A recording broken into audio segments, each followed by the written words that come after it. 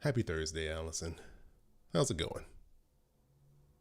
Oh wait, why can't I hear I you? muted. Oh, there we go. I I was got like, it. I was I like, why had to can't I hear click the you? unmute. I had to click the unmute button. Oh, happy Thursday. It's a. Happy Thursday. I feel like the gap between this episode and the last episode feels really short. It's like two weeks since we last recorded. I don't know why. New audio recording. Okay. Hold on.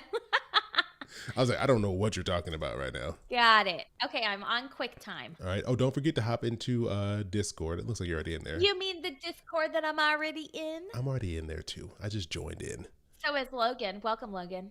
Hello, Logan. Wait, does that mean he's in here? Can he hear us if his dot is green? No.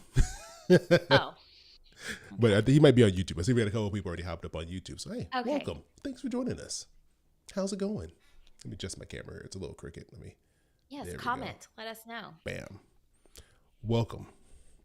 So we were kind of going over a few things. Oh, I got to tell you. So I posted a clip from last week's episode, or last 2 weeks ago episode, where we talked about the guy who was kind of getting irritated that his girlfriend's kids, adult kids, were kind of just like mooching essentially. And I got to tell you, I got way more response than I thought I would on that. People Really? I saw a little bit of both. People were like, these kids are, they should know. Let's not be selfish, and you don't just assume people are going to pay for you. Other people are like, hey, he should just be upfront. He needs to tell them before they go. Like, don't wait till you're out to get upset. Like, tell them before you leave. So people had some thoughts on that one. They had some thoughts on what was going on with that guy's situation. So Let me see. Oh yes, you got a lot of comments. And Logan said he is on YouTube. So welcome, Logan. That's where he lives. He lives on YouTube. That's what runs him. Really? I don't consume YouTube as much as I do other things, but I did start watching some YouTube videos the other day about a woman who lives in an Airstream and sold her Airstream to move into a van. And I am very invested in her life. Like she wanted to go smaller. Yes, her name is Nomadic Sarah, and she is a travel nurse. And so the reason why she wants to live in a van, so she'll go to like different places at a time. And the reason why she wants a van is because she doesn't like having to hook up her large Airstream. And so she lived in that for a year. Yeah, to her, like, I don't know, Toyota 4Runner or something. Anyway, and so I'm like thoroughly invested in this woman's like life, and it feels weird. I'm like, I feel like I know a lot about her, and like I shouldn't. I don't know. But to the point where I like followed the van company, and I'm like, ooh, I want to live in a van. It's kind of interesting. Someone who's as visible online as you is like, it feels weird. I feel like I know her. It's really weird seeing all into her life. It does feel weird. I feel like people feel the same way about you. But I don't feel that from them because I'm not them. So I don't feel like people like for instance, I sent out probably, I don't know if you read it, the most vulnerable email ever today to 40,000 people on my email list. And I'm like, oh gosh, I just told people about myself. And oh, you found her, Nomadic Sarah. This is Nomadic Sarah. Hello, Sarah. How are you doing? Nomadic Sarah. We should give her a shout out somehow. So I see her on her, let me see, get this out the way. So here she is. She's in her, this is her Airstream here. But where's her van? Where's the van at? It's being built right now. So she just announced that she moved out of it. She was moving during the storms and stuff. Like probably at this point, 4 years ago, I interviewed a couple inside of their van that they were living in. They had converted a Sprinter van. And we sat in the back of their van at their table, and we recorded a podcast episode. I did like this whole like tiny living series with these people who were living in all these tiny spaces. I love that.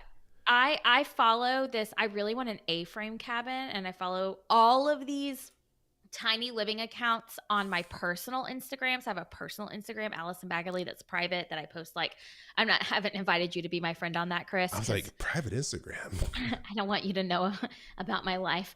And just kidding. I think we're friends. Yeah, we're already. I don't know. Maybe one day. Anyway, and I follow all of these like tiny living and nomadic accounts because I'm like, oh my gosh, if I had never had kids, I think that's what my life would be like.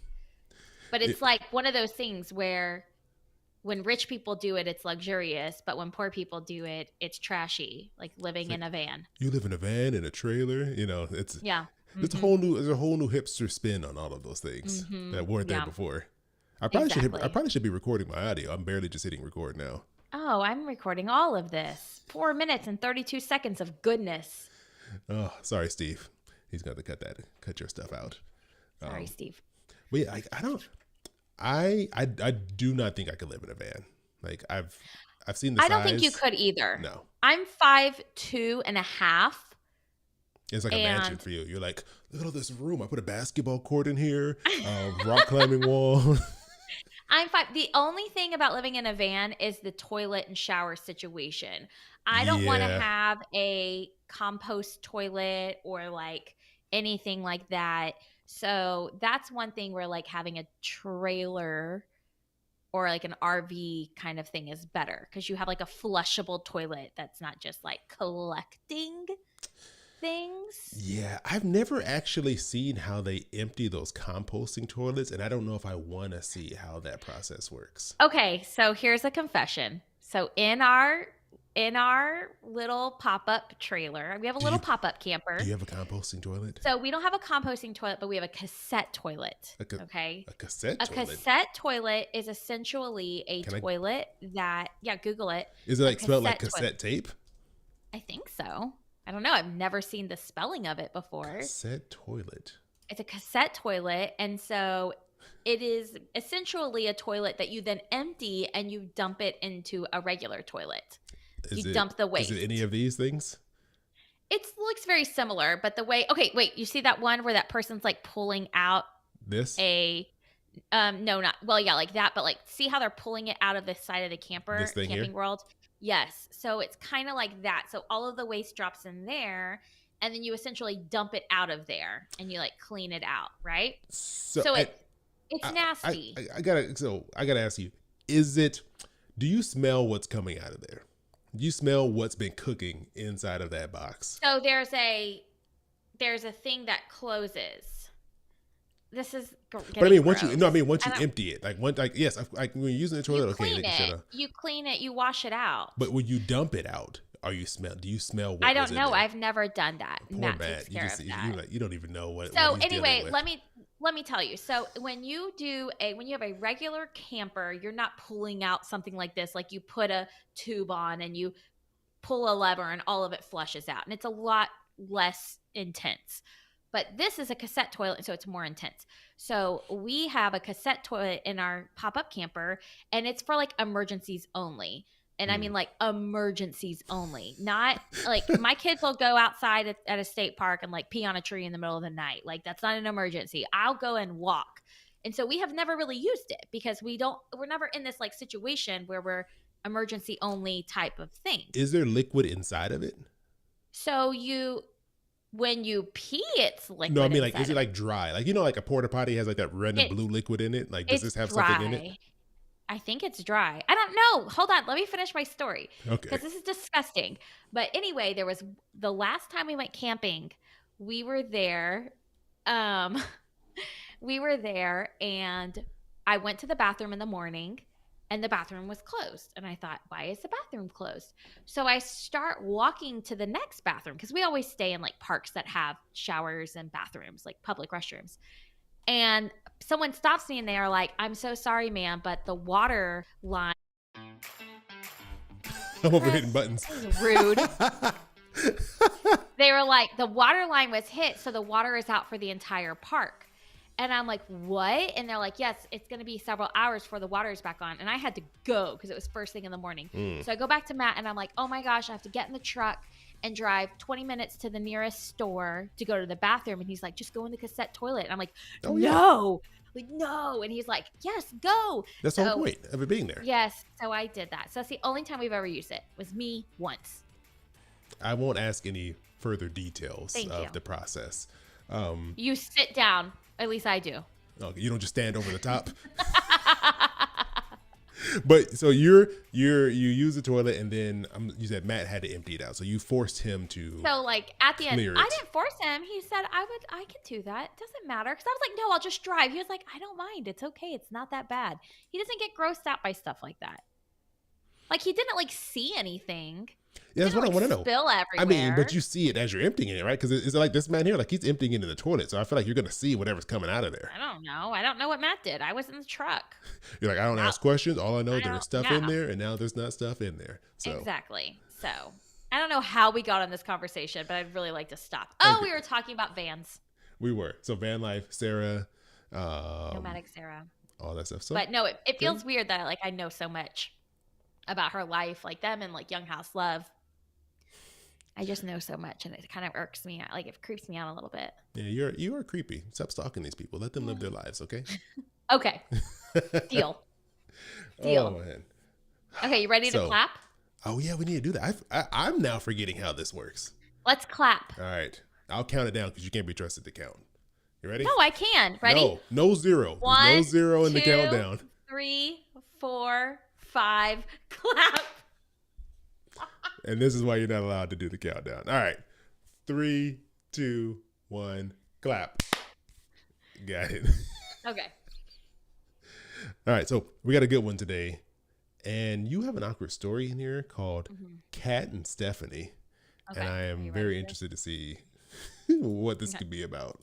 What awkwardness you've performed in someone else's life, because that's normally how these stories go. I am not awkward. Okay, here we go.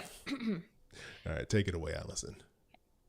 Years ago, we had a cat. His name was Phoebe, and he was a little intense. And every Monday night, we had a babysitter that would come over. Matt and I would go on a date. And she would come over and watch our kids and put them to bed just, 2 hours, 3 hours sometimes. We'd have our weekly date night. Well, one of the first times that she came over to watch our kids, we walked into the house and all the lights were off on the house. And she is standing upstairs with all the lights off in the downstairs, all the lights off in the upstairs. And I turned on the front light and I said, Stephanie, what are you doing? And I see in the middle of the stairs is Phoebe standing there on a step, just eyes locked in on her. And she said, I've been waiting for you to come home for an hour, because every single time she tried to go down the stairs, he would try to attack her. And so she had to wait there in the dark because our children were sleeping, so she couldn't turn lights on, for us to come home scared of the cat that was trying to attack her. That was the last time. This isn't Alice's awkward story. This is let me embarrass this babysitter. That's true. And it wasn't the last time she ever babysat for us, but she was really scared of Phoebe, which rightly so. He was a scary cat. I don't know about cats. Oh, before we get into that, hey, my name is Chris. Oh, and I'm Allison, and you're listening to This Is Awkward. And so I don't know about cats. I've never owned a cat. I've never had a friend or family member who's owned a cat. Aw, So here, it's let me get my cat. the amount of times I've interacted with a cat are very limited. And only thing I know about cats, I don't know if you can hear me. She can't hear me anymore. The only thing I know about cats is that I see people who own cats have scratches on their arms. And that alone is like, I don't know if I want like an animal with razors on their paws swiping at me. Look, here's look. my cat, Luna. She looks like, oh yeah, just wait till you go to sleep. Wait till you go to sleep. She cuddles with me at night. She cuddles up next to me at night. See, I don't know anything about cats. Like I want to interact with cats more. I'm not afraid of cats, but I just don't feel like I would want to own one because I feel like I'm gonna get scratched up. Like I don't know why. I feel like I always see that people will scratched up on their arms and their hands. You see that on TV.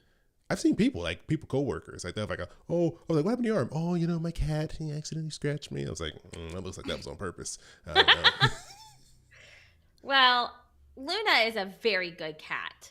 She is the best cat I've ever had, but you don't know what you're getting with a cat. Yeah, right. And Like Phoebe was crazy. But Phoebe was abandoned on his birthday, like his birthday. Actually, he was taken by a homeless woman who then brought him to a high kill shelter in downtown Fort Worth and said, this cat's abandoned. Don't let it turn out to be homeless like me. And then This is a true story. I'm trying to understand how, like, when you get a cat, they just give you their whole life story. You got like a book, like their biography in it. Like, So what? And this is Luna. Look at her; she's so happy. Um. Anyway, so then Phoebe. I was told this because then my friend fostered Phoebe. So then they put out a message that said this cat's gonna die at the end of the day if someone doesn't foster it when it was whoa. 3 days old. Where are they It's a posting this high at? it's a high kill shelter. So she Wait, fosters where'd animals. this get posted at? Like, who's posting And these messages? so she is a foster. This girl I used to know up in the Dallas area is a foster mom for cats from this high kill shelter. Okay. So they essentially will say, okay, we have this cat. It has 3 days to live. They're telling her this, or they're posting this online? They're posting this to all of their foster parents. Like they're sending them emails or something? Yes, they were sending them emails. And Like a ransom note? Someone come get this cat before it dies. You have 24 hours. Get here. So anyway, they posted that about Phoebe. And they said, this cat's dying at the end of the day. We have to put it down. We have to euthanize it at the end of the day if someone doesn't come. So she left work early and went and picked up this cat and then convinced me to adopt this cat. There's no way in the world someone could convince me to take a random cat from them. So she convinces me, I have this cat. You want a girl cat? Because I never got a girl daughter. I'm about to come off as real weird right now. Hold on. You're like, well, I got all these girl baby clothes. What am I going to do with them? So I was never able to make a daughter. And then we had a boy dog. And I said, I'm constantly surrounded by boys. I want a girl animal. So my friend said, I have this girl cat for you. I was like, great. And so I essentially committed to adopting this cat whenever she was done fostering it, after it got all its shots and got fixed. And so the day it got fixed, she brought him in, and it's all free because it was like the shelter was willing to do this as long as someone would essentially claim this cat. Yeah. And they called her and they were like, so there's been a problem. And we were like, what? And they're like, it's not a girl, it's a boy. So I was like, damn it, I cannot escape and just get my girl. Well, I mean, and then you can't like take the cat back, right? Because then you're essentially condemning it to death. Well, I wasn't going to do that. I was like, okay, well, we're keeping the name Phoebe, and we're just going to be a progressive family with a cat that identifies as a girl because I'm getting my girl cat, essentially. And then, anyway, then if you go back to one of our first episodes, Phoebe got in trouble on Facebook in my neighborhood, and then my parents had to take him, and my dad refused to call him Phoebe because it's a boy cat. So we called him Phoebes, and then Phoebes escaped and died. Got hit by a car. And Phoebe lived a life, I got to say. And you know what? It was filled with awkwardness, much like this podcast, because that's what we do here. We talk about sometimes cats' awkward stories, sometimes you, as a listener, your awkward stories, and help you get through it, hopefully, without losing your friends and family along the way. Yes. And if you want to be on our podcast and call in with your awkward story, like today's caller, then you can call us at 707-200-8259. Leave us a message so we can talk about your awkward money story. It can deal with cats. It doesn't have to deal with cats. No, we're not gonna put you in a bonus box. points if it does, in my opinion. I love cats. I think so. Or, you know what? You can also go to awkwardpodcast.com where we got today's awkward story from. And I love the new form that's on the website because you can just put whatever name. I encourage people to put whatever name they want in there. And this one came from, let me get here, The Planner.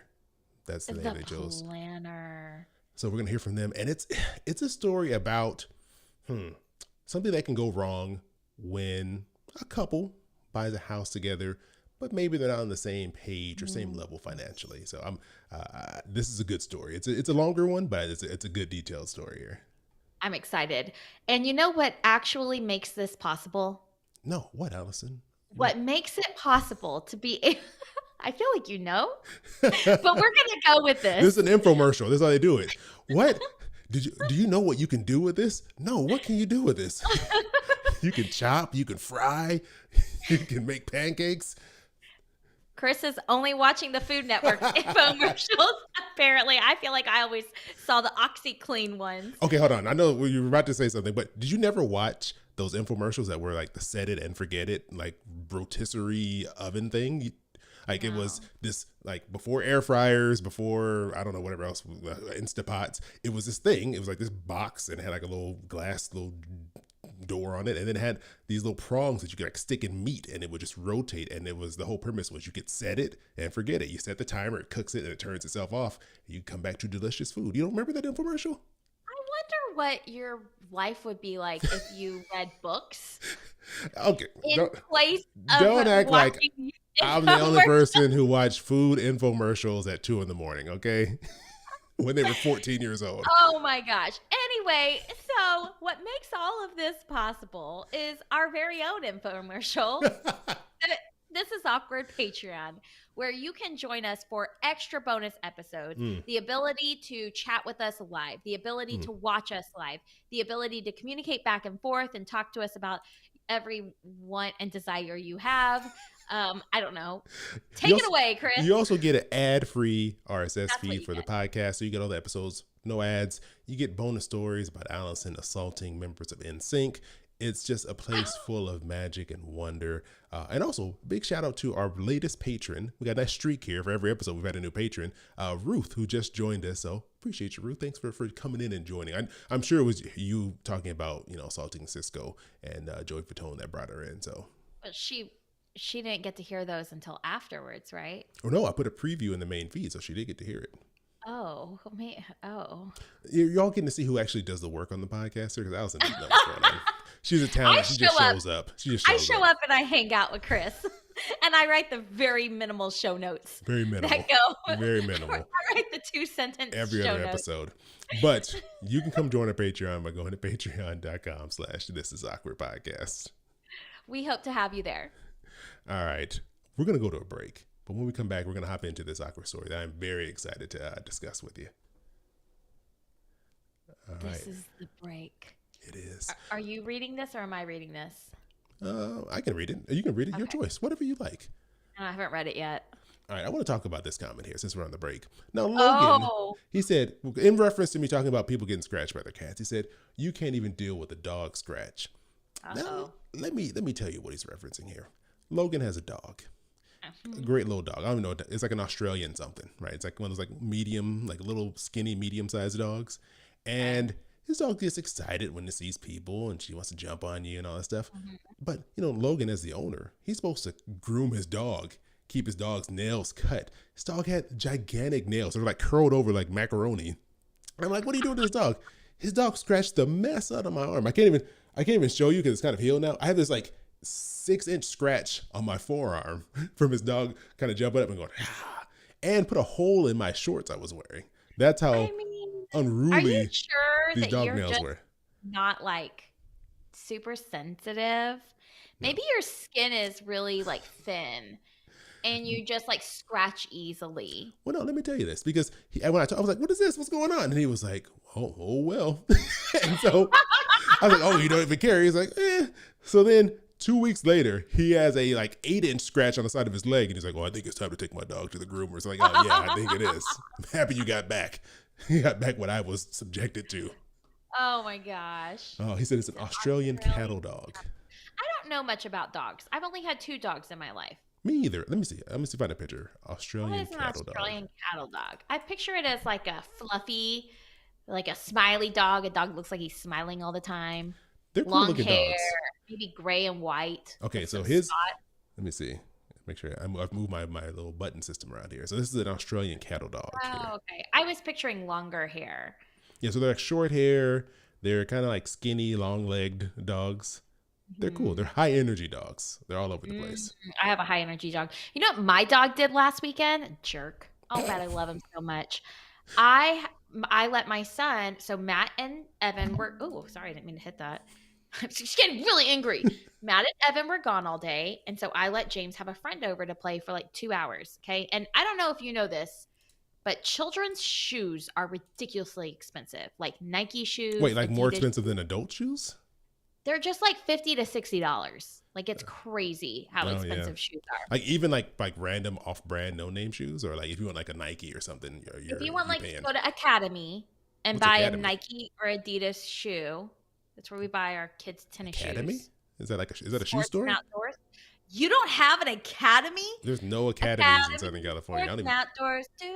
Do the right stuff, the right price. I've never heard of Academy. Academy. That was my second job ever, was working at Academy. How do you not know what Academy is? Academy Sporting Goods. Is that what it is? Academy Sports and Outdoors. Do. It used to be the right stuff, the right price. Now it's the right stuff, the low price. I have The never right stuff, seen this the in low my price. life. I don't know what this is. Academy. It's Academy. That right? That what it looks like? Yes. Like Academy Captain Sports America and works Outdoors. there? I guess I've never thought of that. It's Academy Sports and Outdoors. Think No. of it as like a Dick's Sporting Goods. Oh, okay. We just But got not Dick's as Sporting Goods here. Like probably in the past, like I don't know, 10 years, we got Yeah. Dick's Sporting Goods. We didn't have them before. We had Sports Authority. That was our thing. Okay, I don't know what that is. But this is like a not as expensive version of like Dick's Sporting Goods, I think. Okay, we have like something called Big Five. There, even though it's called Big Five, the stores are always very small, so I wouldn't compare it to Oh, this. okay. No, it's big, and they are like their dry fit brand is BG. I think it Logan is. said it looks fake. It's not fake. It looks made up. Honestly, I was like, "What is this? This No. this Marvel Anyway, themed sporting goods what were store?" we this Marvel thing? What were we talking about? Dogs. Something your dog did. Oh no, your son had a friend over. What? So he has a friend over, and they go play upstairs. And I had a quick hour-long meeting with my friend to help her on some business stuff. And I come out of my meeting, and I see like we have a shoe cabinet where we put all of our shoes. Well, our guests just usually leave their shoes by the front door.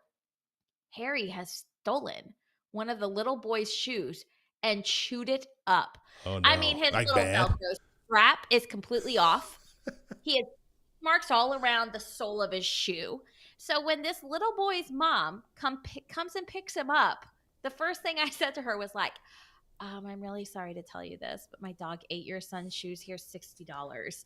And I just gave her $60 in cash with the sad pair of destroyed shoes. She tried to not take it, and I said, no, I insist. And my dog was in my office, and he was barking. And she was like, no. I said, no, do you hear that? And he's like barking. And I said, he's saying, I am guilty. I am guilty. I was like, please take this money. I can't let you leave without it. You know, I respect that. I respect that. Like there was no like, you didn't make that an awkward situation for her. You didn't have to make her be like, so your dog chewed up my son's shoe. No, What? I just owned it. I appreciate like, that. I respect that. Yeah, I was just like, here you go. And she was like, no. I was like, no, I can't. You have to take this. I like, it's destroyed. I was like, go buy him some new shoes on me. I know. Well, I was listening back to the last episode, and we talked about your son wanted some Jordans, and Yes. At least it wasn't a pair of Jordans you're trying to replace. Oh, so yes. I'm very happy about How much that. are those?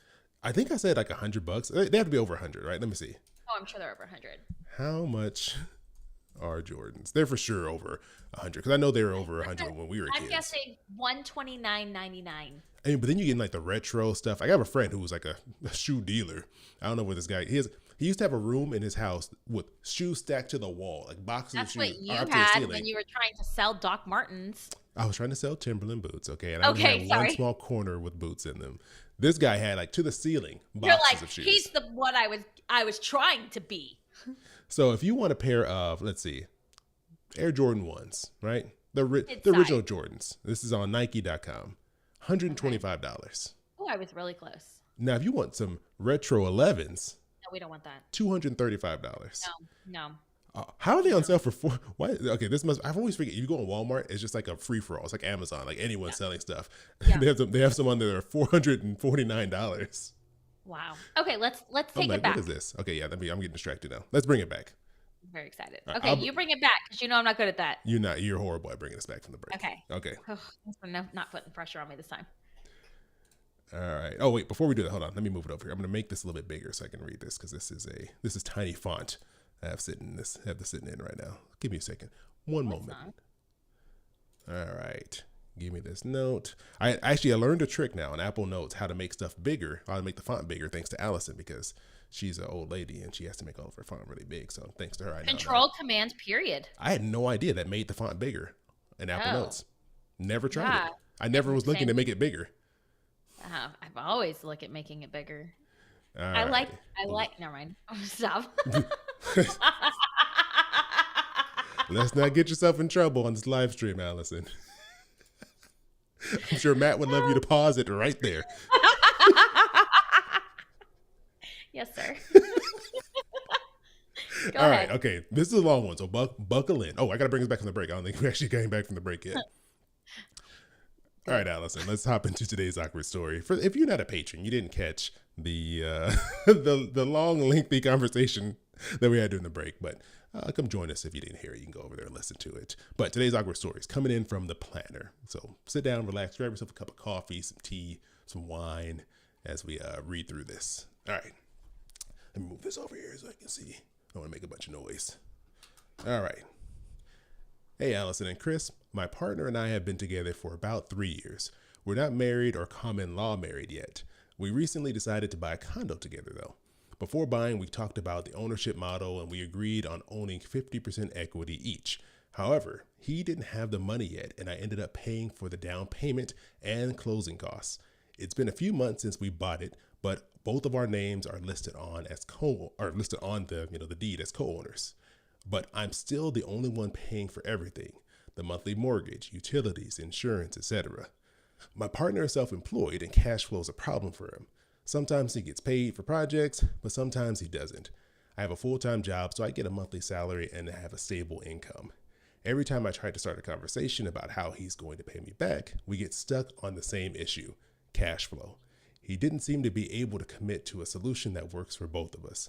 It doesn't seem fair to me because on paper, he owns 50% of the condo, but he hasn't paid a single dollar. To date, I've paid over $125,000. I'm worried that the more we delay this, the more complex this gets and the more debt he accumulates. I'd like to have the money back so I can put it into investments.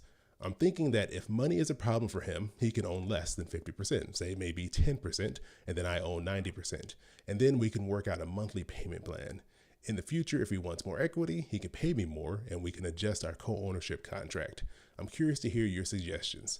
Are there better arrangements? Thank you. So, this is a good one. There's a lot going on. Allison, go ahead and take it away. I'm looking at your eyes right now. Go ahead and take it away. I feel like I need to research this because I'm just wondering, okay, number one, how did he qualify for co-ownership of this mortgage if he's self-employed? He has to show like at least 2 years worth of tax records and show that he makes enough money to be able to afford his part of the mortgage, or them together. Maybe together. Maybe she's carrying it all. Yeah, she could have a very good job and just qualified on her own. That's true. So another thing is, I feel like I don't want to say like you shouldn't have made this decision, or anything like that. But I do feel like maybe this decision was made without like mathing it. Does that make sense? Like, yeah, I feel like, thank you. Look, Matt wants you to see what kind of cup I'm. Boo. Chris is cheering. Chris is cheering. Boo. Oh yeah, because Chris is cheering. He likes the Lakers. The Golden State Warriors. No, how did Sacramento Kings? Sacramento Kings. Wait, he likes he likes the Warriors. Tell him I said, fly Eagles, fly. Oh, Chris said, Cowboys is America's team. Okay, get out of here. How do I take you off the screen? How do I completely mute her? Oh, you just ruined my whole night. Good. My work here is done. That's what friends are for. All right, so Allison has a giant Dallas Cowboys cup full of vodka, and now she's ready. Water, full of water. See, Logan's on God's side, saying, "Let's go Cowboys." Okay, so anyway, I think that maybe like I feel like they did not do this math before, because if he has this much of a cash flow problem, then let's say his half of the mortgage payment is $1,500, then I feel like they should have known this when they were figuring it all out. And it should have been like a red flag of, well, I can't afford that every single month. If he can't afford his half of the down payment, and if he's not able to afford the monthly mortgage payment, either he is taking advantage of the fact that I feel like he's taking advantage of the fact that he knows she's going to pay it. Like, he Yeah. doesn't have to worry about it. What's the There's stress on his no part? like, yeah, there's no stress, there's no pressing issue at all because he knows that she is not going to let it fail because then that's going to impact her credit score. Yeah, exactly. So he doesn't need to do it. So right now there's no pressing issue with it. And then I also feel like maybe they didn't do a, I don't want to say a good job, but maybe they did not have enough of a conversation about how this would work financially for him. Yeah. And so I feel like I need to do some research on this because I'm sitting here wondering, like, can we just get him completely off? Like, no, I'm serious. I think he should Yeah. just be like, I own Oh, 0%. you can. Like, you can go through and have someone removed from a title. I think that he should be removed. And I think that the way for this relationship, because there's going to be a lot of resentment, there's going to be a lot of like frustration. So I say, if he's not paying a dime, he shouldn't own a dime. So take him off of the mortgage, let it be your home. And if you want to charge him rent, great. Clearly, I mean, he's living there rent free right Yeah. now. So it doesn't sound like she necessarily needs the money. She wants the money, but I'm assuming she can swing it. But I don't think he should have ownership of a home that he is not participating in buying, especially if they're not married. Like, I think this is a totally different situation if you have, you know, a working wife and a stay-at-home dad, right? And he is taking care of kids and taking care of the house, but that doesn't seem like that's what this is. No, like there's a lot going on with this. I was doing some quick Googling here. So yeah, you can remove someone from a mortgage. You obviously have to have their buy-in on it. So you can't like just like kick them off if you already signed all the paperwork together. Yeah. So I don't know how open this person would be to this arrangement because it sounds like, I don't know if they've had this conversation. If they've had the conversation of, let's change our ownership percentage, let's change our arrangement since you haven't given me money. Because it sounds like they haven't even gotten really through the conversation of how are they going to continue to, I guess, get his money, either for one, give him to pay his share, but then also pay the back money he owes between down payment and all the other things that, because it sounds like she said It's not going to happen. he said he's not even paying utilities or insurance, so it sounds like he might not be contributing anything. I don't know, maybe he's buying groceries or something. He might be doing something else, but it sounds like housing, which is the most expensive thing you're going to pay, your biggest bill, he's not contributing. And I was wondering, I was like, oh, when did they send this question? Maybe this was like during the pandemic when everyone was buying a house, but they sent this around November of last year, November 2022. Okay. So, and they said it's been about 3 years, so 2019. So it's not that rush that everyone had to buy a house, but even without like the pressure of everyone, like, oh, I got to buy a house quick right now. Sometimes I think you end up in a situation where maybe one person is really enthusiastic, and I don't know if the other person, if the guy in this who's not paying anything was really excited to do this, or if it was the planner who wrote in, if she was the one who was like, I'm really excited to do this. I want to hop on and buy this house. But like you said, they didn't have any type of structure in place because he knew, like, it's not a surprise. You don't just wake up one day, it's like, you know what? I had the cash flow, but now I don't have the cash flow. I don't know what happened. Like, this guy knew that he couldn't afford to do this. Or he knew he was going to decide not to contribute even if he could. Yeah, I mean, look, it says he owns 50% of the condo, but he hasn't paid a single dollar. Nothing. And that's extremely unfair. It is very unfair. And very messed up to this person that their partner is just like, now's not a good time. Because I'd want to know too, like, does he go out to eat? Does he have a car? Does he pay insurance? Does he have health insurance? Like, what other responsibilities does he have that he's paying for? Or are they just leaving this person stuck with all the bills? I almost feel like she's not going to get money from him. Like, I feel like she's holding on. I'm looking over here because I keep reading it, but she says, I'd like to have the money back so I can put it into investments. But if she's paid over $125,000, then that's essentially, he owes her what, half of that? Yeah. I just don't see her getting that money back if he can't even afford to give her a dime. If he's not making, not even let me say that afford. Let me rephrase that. If he's not making it a priority to give her any money, because no matter what he's doing, he can pay her something. Anything. Even if it's $10. I mean, and it seems so measly and silly, but it's almost like when you're not willing to even do one thing or make one move in that direction, that means it's not a priority to you. And I get it. It's not a priority to him. He's living rent-free, utility-free in a condo that's half his. That's just not right. No. I don't like it. I don't like it at all. I think that she should say, you either need to start paying me a set amount every single month, or because I have financially contributed to this entire home, I want you taken off of the mortgage. And if he can't like understand that, and he might be upset at first, and if he can't come to terms with that, then I don't want to say like dump him, but just realize that he doesn't necessarily have your best interest at heart. No, no, it definitely shows a lack of respect, right? Mhm. The fact that one, you let the other person take on that much responsibility, but that you won't even have a conversation. And I mean, I Mhm. know ego gets in the way, especially for men. I'm I sure thought you said eagle, like a Eagles, flying bird. the Eagles, the Philadelphia Eagles, never get in the way. All they do is win. But Boo. the ego can get in the way because Mhm.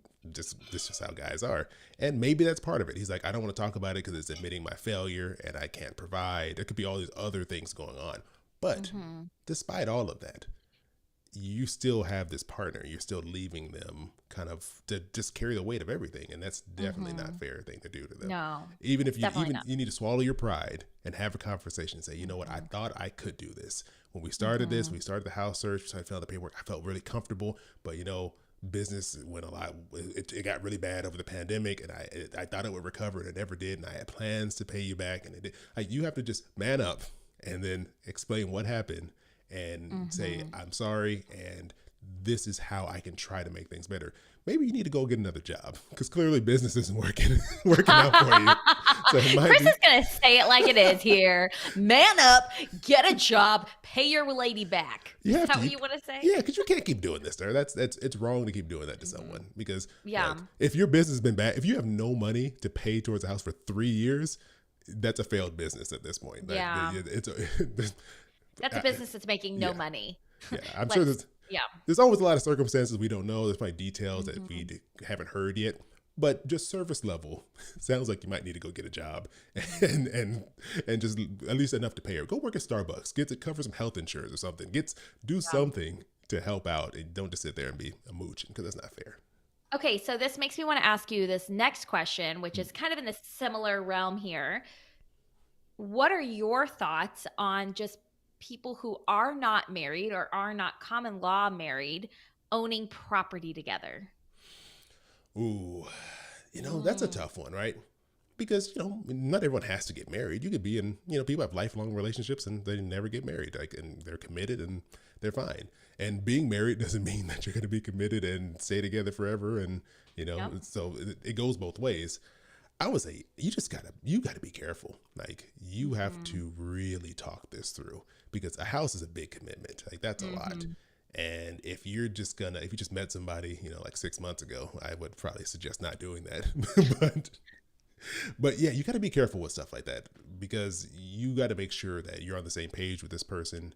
You've had extensive talks about money. Like, you guys can talk Mhm. about everything. You're comfortable letting it all out. You know exactly what each other make, how much each other save, invest, how much debt you have. You have to know each other's financial lives in and out before you even decide to make a big purchase like that. Because, Okay, hold on.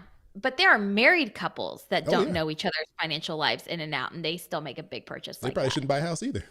So you're okay. So you're saying across the board, Yeah, just whether across you're the board. married or not. Yeah, like, you just got to Okay. know it. And I think it's just the only reason why there's like the extra hesitation with a couple that's dating versus a couple that's married is because we're just making the assumption that a married couple knows each other better and have kind of Mhm. And committed. that they'll stay together. Yeah, but obviously that's not true.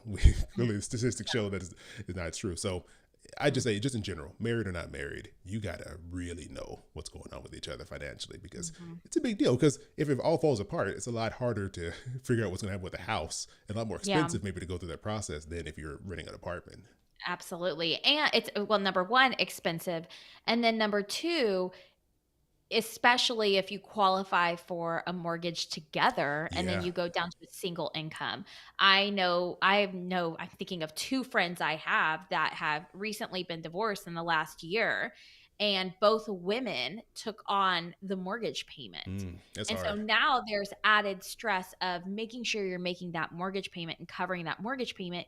And that, if they had been renting, there would just be less stress. Yeah. Yeah. So, And they were married. So those are examples of people who were married. Yeah. What are your thoughts on this? On non-married couples buying a house together? I mean, I don't recommend it. I think it's too scary. Spoken as someone who, I moved in with Matt before we were married, and I I know. And then I Your wore mom white watches at this my wedding. podcast. And I wore white at my wedding. And that was seen as very risky because, oh, well, what do you do if you break up? You're both on the lease and then you're in this difficult situation. And so the way I see it is, okay, it's really you're thinking about it in worst case scenario, which, Yeah. can seem very pessimistic and very depressing, but it's also a way to protect yourself Mm. in the worst case scenario option. Now, I think about me and Matt in worst case scenario of, okay, if someone dies, if one of us dies, how are we going to continue to make that mortgage payment? Yeah. And that's more of like my worst case scenario. So everyone has their own version of worst case scenario. And when you're buying a property with someone that, you're not married to, obviously it just complicates things a little bit more. And not to say that like you can't do it or that you can't get out of it, because you can, but I just don't like to, I don't want to complicate my life and I don't want people to complicate theirs. And it just seems like renting is just a more um, easier solution. And if there is a complication, if something goes wrong, it's a less expensive solution Mm. to a problem. So if you move in together and you have to break a lease, or if you have to have a lease by yourself, you buy your partner out, you pay your partner out of the lease or whatever, and you have to pay for that apartment, at least it's temporary based on how long your lease is. Exactly. I mean, because like if you break up and you have a house together, I mean, you're more than likely gonna have to either sell it or one of you's gonna have to try to get a loan to cover the rest of the other half of the Mhm. mortgage or to cash that person out. So yeah, it just Yes. it's if you're it's kind of like if you aren't for sure committed for the very long term future, buying a house Yeah. together is probably not a great idea. Mhm. I would probably not do that Yeah. because yeah, Right. I want to come back though to what you originally said, that no matter what you do, whether you are married or you're not married, and you decide to make such a massive financial commitment, because that's really what you're yeah, doing, right? It's not that Chris and I think you're going to get divorced or you're going to break up if you're dating. It's yeah, not that.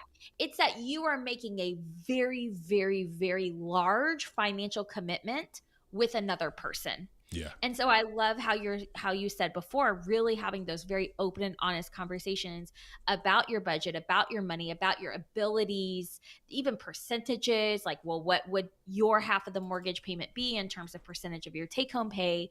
Because it's not that we are like, you know, raining on people's parade who are dating and we don't think that they're going to be committed. It's just Yeah. taking on massive commitments like that should, like, just put it off as long as you can. That's what I think. Yeah, just give yourself some time to think it through and make sure Mhm. it's the right Or have decision. one person do it and the other person rent. Like, I think it's great to have, like, if you're, especially if you're in a relationship but you're not married, have one person purchase the home and then the other person rents part of, pays for part of it. Hmm. But they got to agree though. They have to agree. The other person Of has to course. agree that's the arrangement they want. Of course. I think going back to the beginning of the story where basically this person, our writer, put all the money down, basically went through all the work, and partner's not really communicating with them. Mhm. I think it's going to be a difficult conversation, right? Because if they won't even talk to you about how they're going to repay you, it's also going to be a very difficult conversation to discuss with them, taking them completely off the mortgage, right? Mhm. So I Yeah. think either way, it sounds like this person's gonna be like pulling teeth to try to get through these conversations. Mhm. But Yeah. you kind of have to start the process. And as the thing, we're not lawyers, so No. I What? I know it's hard to believe. I've been telling you, I've been covering all your court cases all this time, but I'm not a lawyer. But yeah, I don't know what the legal ramifications are of this. Like Mhm. if you get into a situation where they're not cooperating, but they also aren't paying, then that's when you might need to just Yeah. seek a little legal advice on what your options are, because Yeah. it might, be a little more difficult. basically, how can you make your life as streamlined and seamless as possible? Unlike Logan's parents. I don't know if you see this comment he just put up, Let me but put he this in said there. his grandparents. My grandparents bought a house and were never married. That's fine. They stayed in that house until they both died. Didn't write a will, and then it was chaos. Mm, Chaos.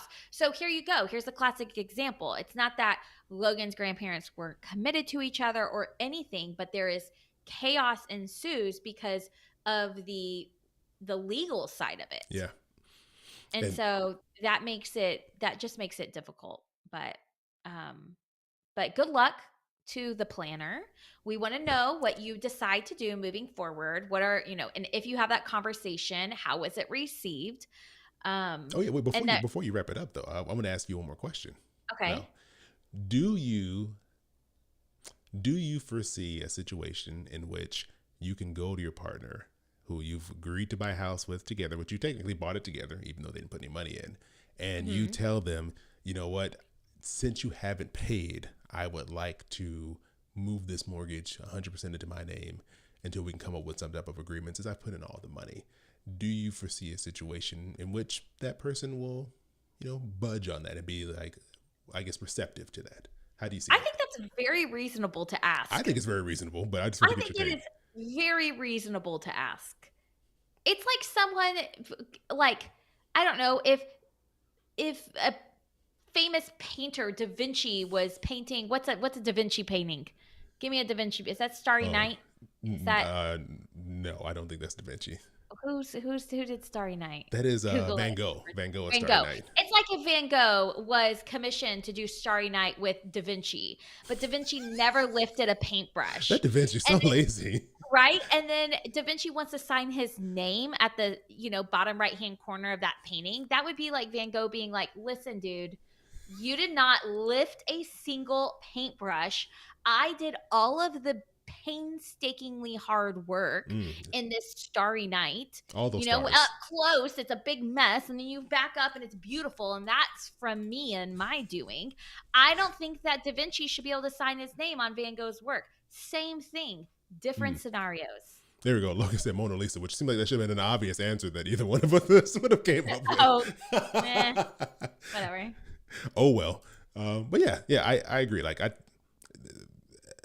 essentially, the planner bought a house by themselves. Like Yes. they bought a house by themselves and just graciously put someone else's name on it with them.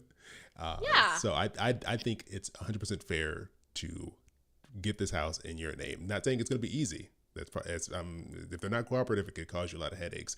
But if we're talking about the fairness of life, that would be the fairer arrangement.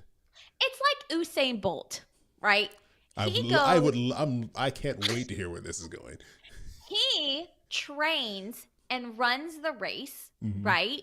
And his friend is like, "Oh, I want to I designed your shoes for this race. I designed your race shoes." And so I no, here's what it is. It's like Usain Bolt, right? Okay. And he's like, "Oh, one day he's at high school, and his friend is like, "Dude, you're really fast. You should start training and in speed running and sprinting in the Olympics." Mhm. And Usain Bolt is like, "I think you're right. I think I'm going to do that." And he starts training and he goes and he wins the Olympics, and it's like his high school friend coming back and saying, "Oh, I want a piece of that gold medal because I I told you it was a good idea. told you it was a good idea and I sent positive vibes your way." This is what this is like. You took us on a wild ride, but I do agree that that's a good comparison Thank you. now. That's a good analogy. This is what makes me a good teacher. Okay? This is what makes me a good teacher. I would pay money to sit in on a math class that you teach. Oh, I had a whole thing with turning fractions into mixed numbers, and it was all about ice cream. And I had a chant we would say about ice cream, and you put your ice cream in the freezer and your cone on the outside, and it worked. I'm telling Allison, you. right now I'm saying, put me on the wait list for whenever you teach a virtual math class for adults. Okay. 'Cause I'm going to be there. Okay, good. Good. I'm glad. But no, okay. I think we covered it now. I just want to make sure I asked you that before we got out of here. Usain Bolt would say, "You keep the mortgage, the planner." Okay, and who else? As would Van Gogh. The mortgage is yours. Be like Usain Bolt and Van Gogh and take credit for what you've done. But yeah, I would say, to wrap it up. I mean, you already wrapped it up. I feel like I'm wrapping up something you already wrapped up. I'm putting another layer of wrapping paper on the gift you've already wrapped. Putting a bow on top. Putting a bow on this. I wrapped it up. You're putting a bow on top. Try to have a conversation. Let's not assume it's going to go poorly. And just, I think, be very clear. We need to have this conversation. It's stressing me out. It's bothering me. We got to get through this conversation. And if you can't do that, then that's when I would start just researching your other options. Maybe talk to a lawyer, understand the process better, what your options are. So that way, can I divide my ownership up more? Can I remove someone from a mortgage? If they're not cooperative, how does that look? You need to start getting into. That's when you really need to start asking the difficult questions. But we wish you the best of luck, and I hope it doesn't have to go to that. I hope it goes to you get them to talk, and you can work this out. Yes, and if anything fails, in the words of Chris, just play this: man up, get a real job, and respect your woman.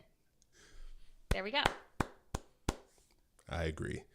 So thank you to the planner for taking the time to send in that story. We really do appreciate it. We appreciate all of you taking the time to entrust us with your awkwardness.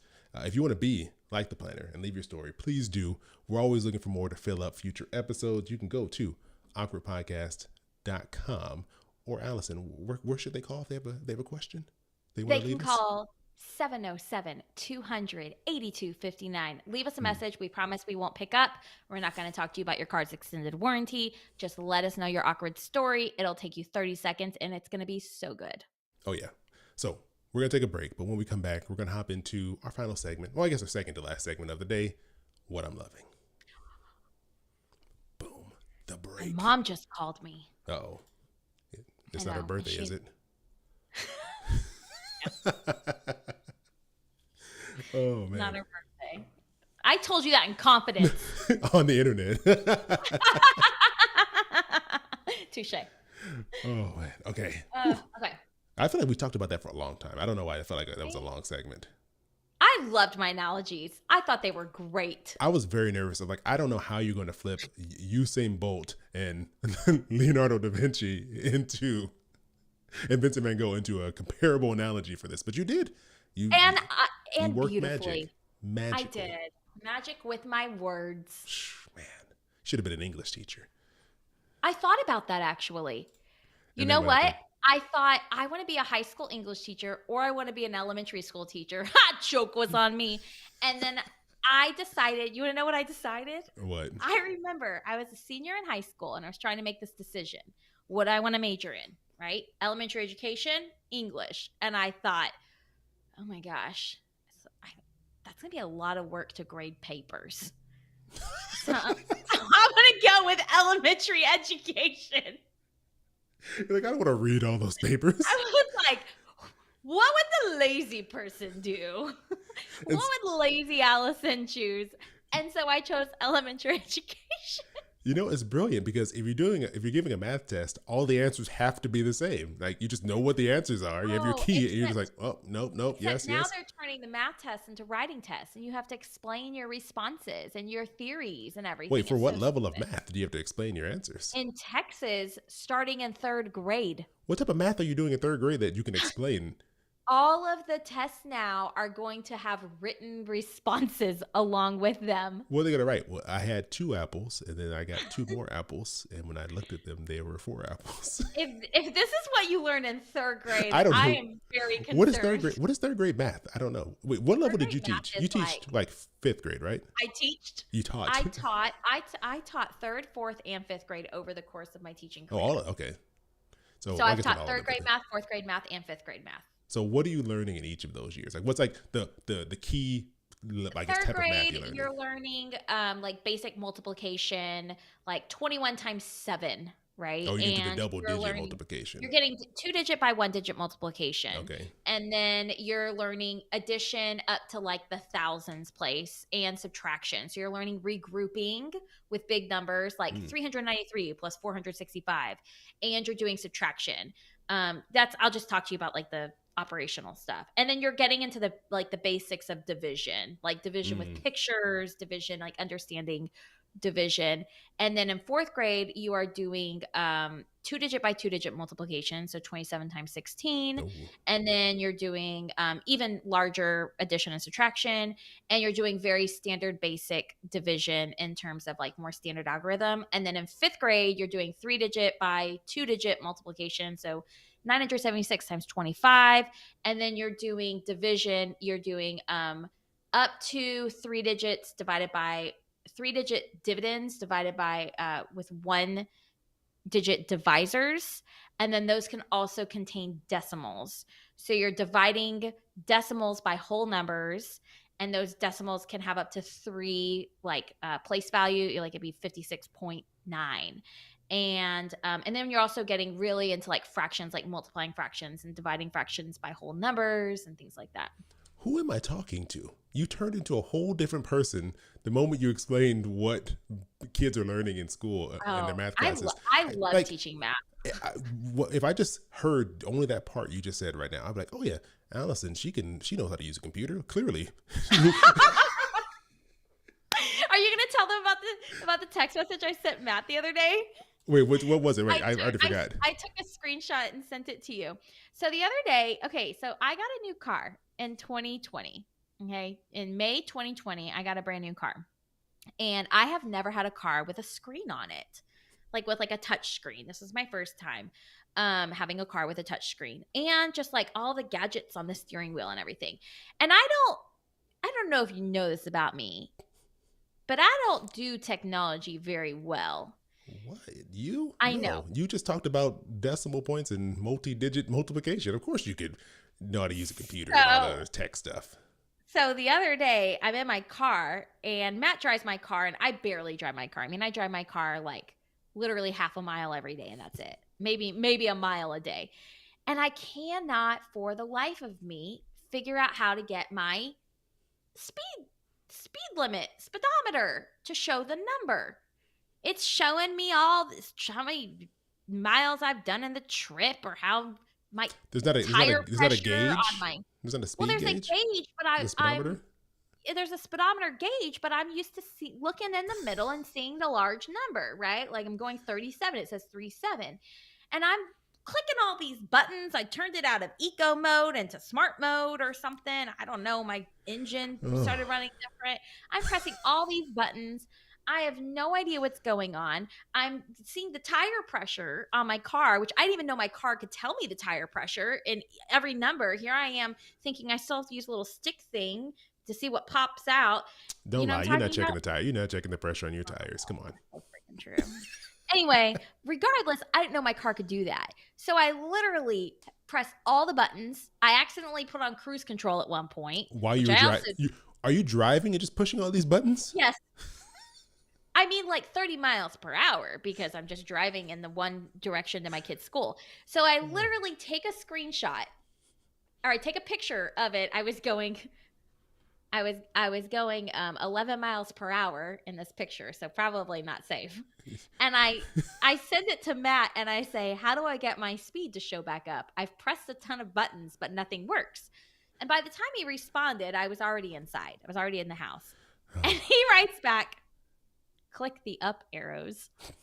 And I'm like, what a load of crap. Like, I clicked the up arrows. I'm going to show him. So that afternoon, I get in my car to go pick up my kids. And I clicked the up arrows and it worked. But then I said, cars are too fancy these days. And he wrote, spoken like a true grandmother. Wow. You're just a granny that can do math. That's. Yeah. Wow. I feel like you used to think I was dumb. And then I just showed you up. No, I didn't think you were dumb. I've never thought you were dumb. You just have a elderly innocence about you. And it's like you don't know how the world works. You know, you were born when TVs were black and white, and you listened to the baseball game on the radio. And so all this new stuff is new. Speaking of black and white TVs, Matt told me about a meme from that Dallas Cowboys kicker that missed 4 field goals. Oh, he was missing like crazy. I know. And you want to hear this sad joke that Matt heard or saw on Twitter or meme or something. It was, whoever that person's name is, whoever that guy is, sad cowboy kicker. If he was in charge of killing JFK, he would still be alive. Though.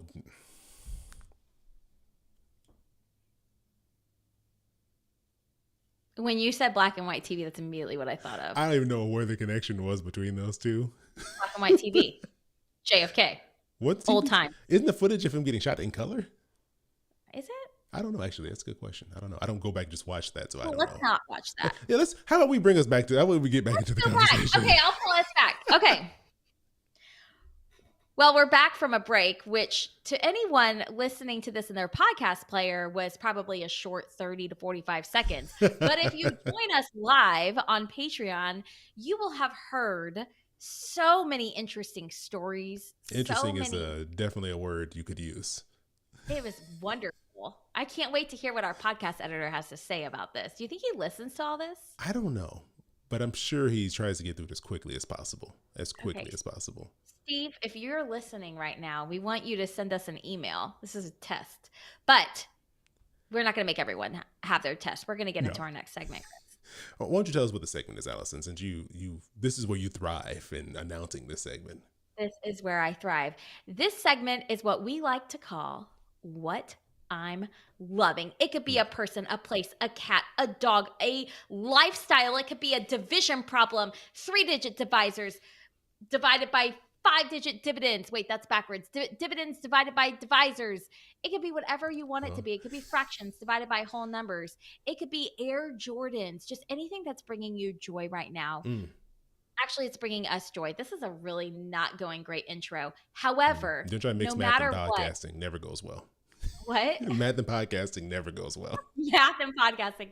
Regardless, this is when Chris and I get to share something that we are loving in the hopes that whether you try it or not, truly the goal is for you to just look within at something that's bringing you joy and something you're loving today and find love all around us. That was deep. We went on a journey there. Like Da Vinci and Usain Bolt, we went on a journey there. So I want to know, do you want to kick it off? Maybe you should, because you told me you need me to guess what you put on this. Okay, go ahead and guess. Schedule. Okay. Guess what I'm loving. So you put here Clever Fox. I intentionally did not write the next word because it would give it away. Clever Fox. So immediately I think of either a planner or some type of like beauty care product. No. Some type of clothing product. Some clothing, some jacket, a scarf, some socks or something like that. That's what I'm thinking of. So I'm going to go with Clever Fox is this new line of hipster Texas scarves that kind of looks like a foxtail. So you whip it around and the back that dangles in the behind you. That looks like a foxtail. Okay. Well, you are close. Oh. But it's a planner. I should have went with my first guess. I was like, this feels like a planner. When you said planner, I was like, how does he do that? You did not sell it at all. You showed no reaction. You got a good poker face because I was like, I should have went with that one. This is why I play. This is why I gamble all the time.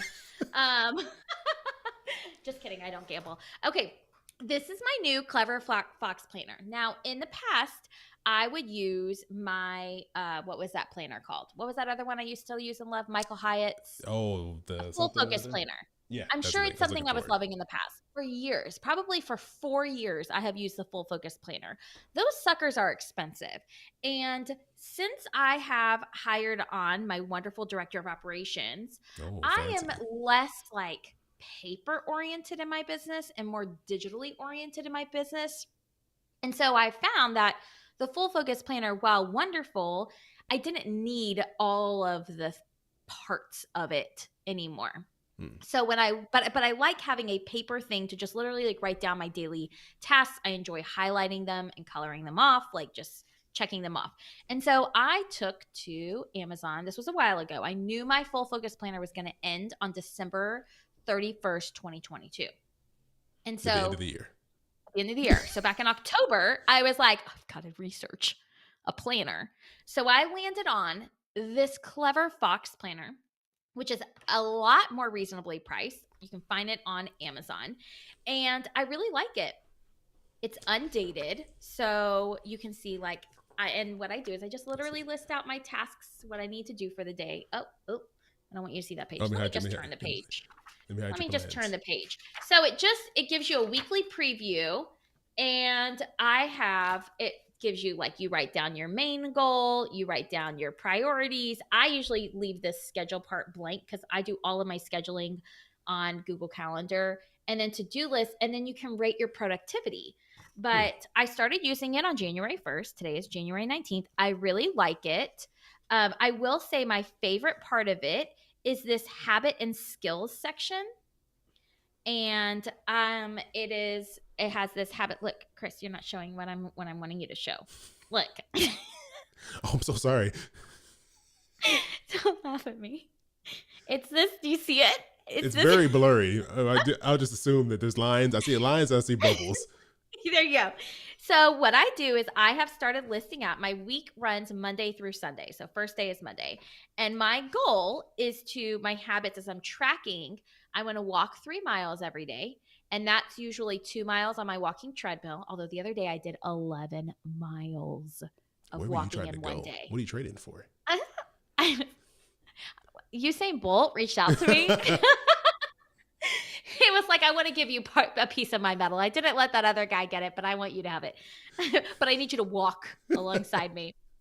And so walk 3 miles, drink 128 ounces of water, work out, and then do my Bible, because I'm doing Bible recap with Matt again. I did it a couple years ago.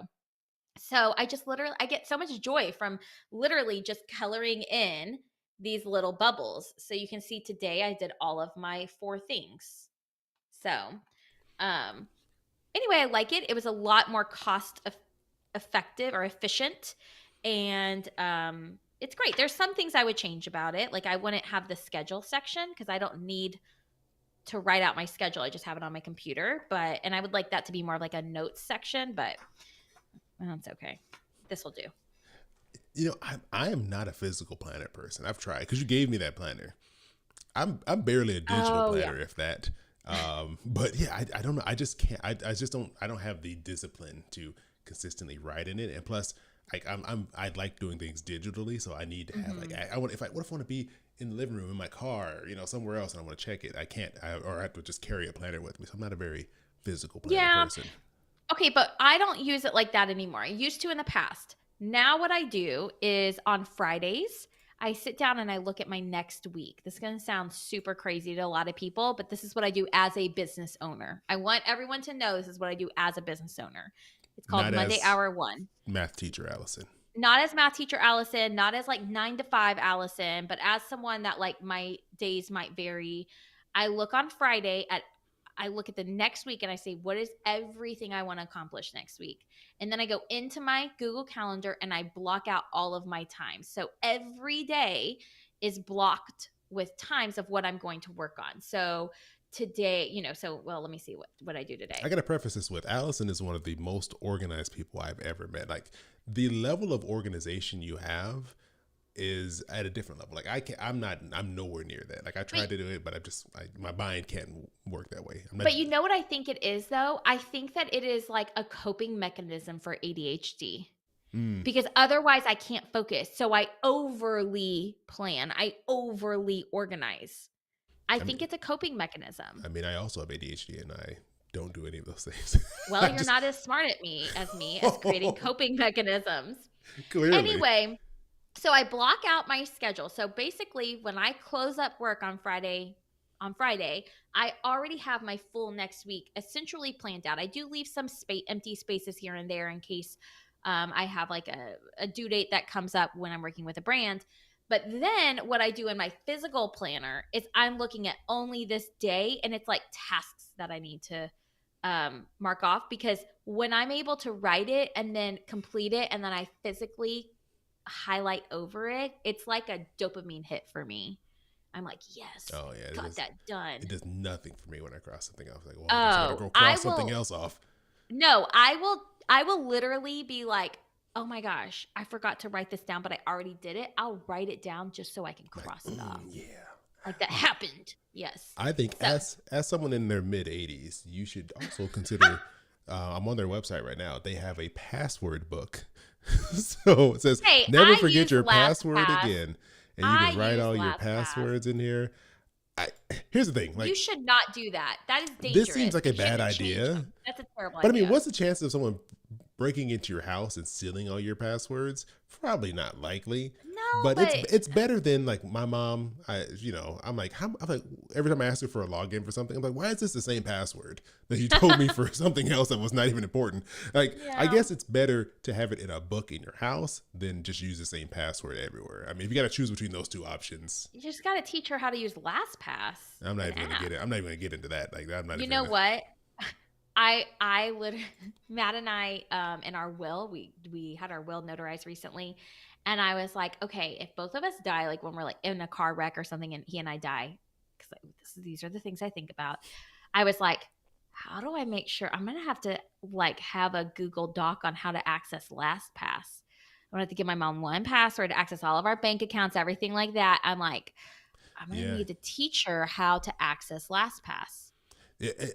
There's more things coming around that are like meant to help people transfer like their digital footprint over. Like Mm-hmm. I think there's a setting in iPhones now to where you can set like a if something happens to me, this person who I know I Yes. designated my phone can now get into my phone.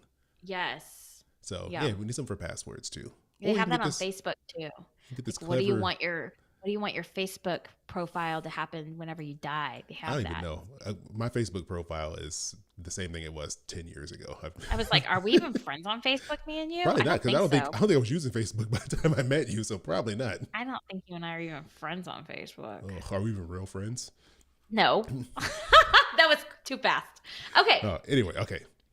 Okay, what are So, you loving? what I'm loving here, I don't even know if it's worth you guessing because it's a name, so I'm not gonna make you guess it because No, don't make me you're guess. not gonna know who this is. So Thanks. you're not gonna know. Well, you may actually, you might, because this person, his name is Keith Lee, and I've been following him on TikTok for probably I don't even know how long for a few months now, and he's a food reviewer, but he's just like there's just something very calm about him and like real about his reviews. There's like no fluff. He's literally sitting in a Paw Patrol chair from his daughter on a little table, and he brings his food there, and he rates Like he the picks food. up takeout? Yeah, he gets takeout, brings it home, and he rates it like 0 to 10. And it's like super specific. He'll be like, I'm giving this a 9.7. Like it's very, very specific ratings. But there's something really good about his reviews, and you just feel like you trust him. Like, so I got this video here to show I feel you. like this is something you could do. I don't know. There's something just really authentic about this review. So let me see I it. feel like you could do this. Let me play this here. Let me set it up so you can Okay. hear it.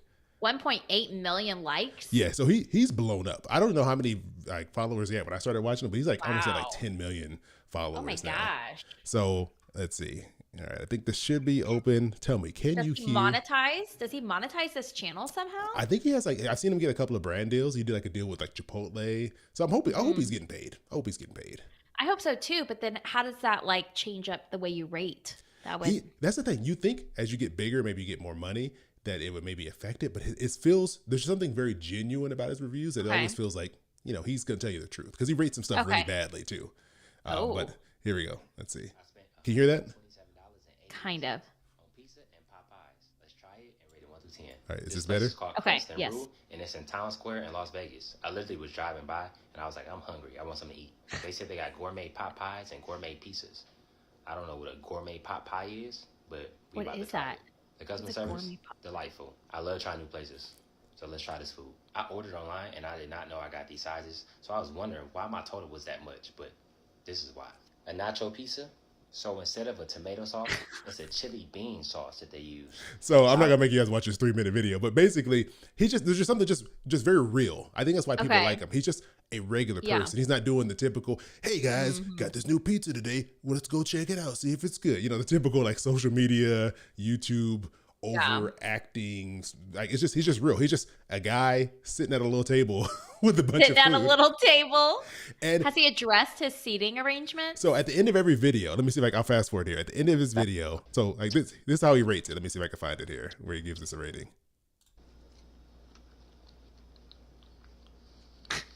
So he's like just sitting his there eating. chewing sounds.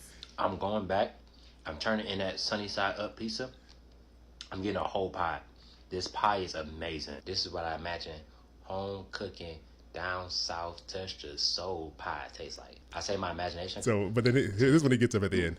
So he gets up. Oh, his Paw cute. Patrol chair at the end. Every time. Every time he's always sitting in that chair. Every time. That's cute. And so Logan pointed out too that he used to be an MMA fighter. I don't know if he still is an MMA fighter, but What's you an would MMA fighter? mixed martial arts. You know, like the guys who are in that ring and beating the crap out of each other. So do you think he was big? His channel was big because of that? No, so a lot of people Okay. didn't even know he was a fighter before. Okay. And I'm not an MMA fan, so I don't really know too much about it. But I had no idea who he was when I saw his videos. And you see, it's very low key. It's not, you wouldn't think this is somebody who's like, he doesn't have a studio. He's literally probably recording on his phone in the corner of his room. Yeah, he doesn't even have a light in front of him. He's not even well lit. It's Exactly. Just, But it's just something. feel like he just flops down with his food. It's so real. And then here's the thing. The other thing I really like about him is that he's really big on helping small businesses. So he's like, I'm not going to let these big brands try to take advantage of me and make me review their stuff to give them free promotion. He's like, I want to help these small businesses. So there's so many videos of him going to a small business. And here's the thing. He's not they're shoving a camera in people's faces too. I hate that when people are look at all the good stuff I'm doing. And they're shoving a camera in some lady's face. Here, let me give you some money. He's just you don't see him in the restaurant. You don't see him talking to the people. He just talks about it after the fact. And then he'll get updates, and sometimes he'll get a message from the owners and how he helped their business so much. All these people so they don't even him. know. They don't know who he is most of the time. He just shows up and they have no idea who he is. Although it's getting harder because he's getting bigger and bigger. Yeah, he's to the point where what are you gonna say? He's located in Vegas. Okay. And so he does a lot of local stuff out there. But it's to the point where I'm on TikTok and I'm getting videos of people doing impressions of him. They're reviewing bottled water, it's a joke. But that's when you know you've made it. That's when you know you made it. People making parody videos about you. But yeah, again, I don't know this guy, but he seems very down to earth, very cool. And he seems like he's helping out a lot of small restaurants and businesses out there. So I'm gonna have to follow him. What's his name? Keith Lee. So it's what is it? At Keith. You can tell that he didn't start off big because his user handle is at Keith_Lee125. Is his handles. So he's not here. This is not a plan. No, this is not some curated, TikTok, Instagram profile. This is just seemed like his personal profile that ended up just taking off. Okay, I'm gonna follow him right now. Right now. I recommend it. If you want to be hungry and hear someone give you some real reviews, everyone in the comments, people are these are the only reviews I trust. If he says it's good, I believe that this is actually going to be good. I love it. Okay, I just followed him. All right, so that's what I'm loving this week. Awesome. Allison, okay, Chris. Let's wrap it up here with the final segment, the listener shout out. And this is where we just say thanks to someone. And I think this week we're gonna highlight some patrons because we got some important dates here. Do you want to do what I did this last week? Why don't you take it this week? Yes. So we have some very special people that, first off, we have our new patron who we already gave a shout out to, I think, right? Either before we hit recording. Give him another shout out. Ruth, welcome to This Is Awkward Patreon. We're so happy to have you. And let's keep this new streak going. So let's see if we can get another Patreon member, someone to join Patreon by the next time we record. And then we also have people celebrating anniversaries, birthdays. What would you call it? Anniversaries? Why not a birthday? They're awkward birthday. How about that? No, I like awkward anniversaries because it's AA. Awkward anniversaries. Happy 1 year anniversary to Christy and happy 2 year anniversary to Erica, who have been around just enjoying all of this awkwardness for years on end. I know. We appreciate it. We appreciate the support. Here's a good thing, right? The thing I like about this, they didn't just join, say, this sucks, and leave. So they joined and they're still here. And Ruth, we don't want you to do that either. In case you're wondering, new Ruth. But to me, that means a lot that they came here and you know what? We enjoy this. We want to support you guys and we like the extra stuff we get out of this. So we'll stick around. Yeah. So we appreciate you. Exactly. So, well, Chris, we've made it to the end of another episode. We have a marathon episode. I have no idea how long this is, but this is going to be another long one. But it was fun. This was a fun one. Oh my gosh, we've been recording for over an hour. I know, right? So yeah, we got to wrap this up. So you know what? Thanks to our caller, our writer, I guess, the planner who left us their awkward story. We really appreciate you being open and trusting us with your story. If you want to be like the planner, share your awkward story with us. You can go to awkwardpodcast.com or you can call us at 707-200-8259. We would love to get some more of your awkward stories. Help us keep the show going. Yes. And we will see you back in 2 weeks unless you are a Patreon member, in which case we will see you next week with a brand new episode. If you're like, hey, I need more of that in my life, let me join. You can click the link in the show notes or go to www.awkwardpodcast.com and get more information there. There you go. We'll see you all in a couple weeks. Bye. Boom. Wow, that was long. I think I know. it's because we did all of the talking in the breaks. Yeah, So we maybe talked the about it in the actual beginning too. Maybe the actual episode won't be long. I need to start a timer. That's what I need to start doing. Look Like, at my cat. Look at her. Do you past, see her? just staring Can you at you. zoom Like, in? I know. She's like, she's like, I "What can't is wait to going scratch on?" her. No, Wait, she's right when she lets her not. guard down. Yeah. She doesn't even do that. She's so sweet. Okay, you ready to do this? Oh yeah, we should probably do our Patreon episode. Yeah, let's just hop Let's into do it. Why not? I'm getting tired. All right. All right. Welcome to Patreon time. Allison's yawning right now because we went through a marathon regular episode. So we figure, let's just roll right into the next one here. So we had a few things on the docket here. And before we get into the main bulk of what this is going to be, I left a note here. It says, "This is awkward Christmas gift tracker."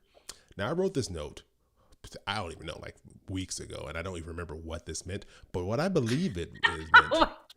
I believe what this meant when I wrote it down was that, Allison, you had mentioned like you were tracking your gifts, right? You had this big old spreadsheet tracking all your yeah. Christmas gifts. So one, did you stay on budget for your Christmas shopping? Did your list work? I never updated.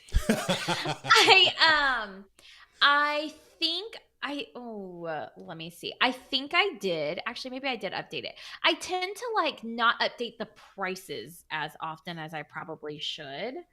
You're like, I just want to get this done. That's how I feel most of the time. Oh, family Christmas budget. Here it is. Okay.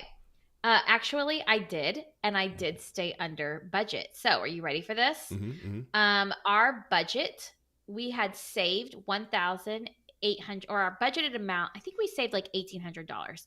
Okay. But our budgeted amount was $1,830. And we spent, oh, wait, I forgot. No, we ended up not getting pictures with Santa. Oops. We spent $1,567.50. Not bad. Mm-hmm. Not bad at all. I think part of it was oh, wait, this is wrong. Uh-oh. No, it's right. No, it's right. We spent $3,600, $275. No. Oh my gosh. I'm just making numbers. I mean a real number. I said I'm tired. Moly. Yes. So I figured this all out. Yep. We spent $86.50 on stocking stuffers. So that was stocking stuffers for all 4 people. And then we spent $56 on our dog. We spent $0 on our cat. As it should be. The dog situation, I got a little out of hand. We had not budgeted that much for a dog. I mean, dogs, they show appreciation. Cats are just there. Cats are already just, they're not paying the rent of appreciation, so they don't get a gift. Oh, you know what? We ended up getting, hold on, I lied. We ended up getting my brother-in-law's girlfriend a gift at the last minute. So add on $20 to that. Okay, I was like, your brother-in-law's girlfriend? But that's Matt's brother. Matt's right? brother's okay. girlfriend. I was like, your wife's husband's girlfriend? I mean, What? I mean, your sister's husband's girlfriend? No. Okay.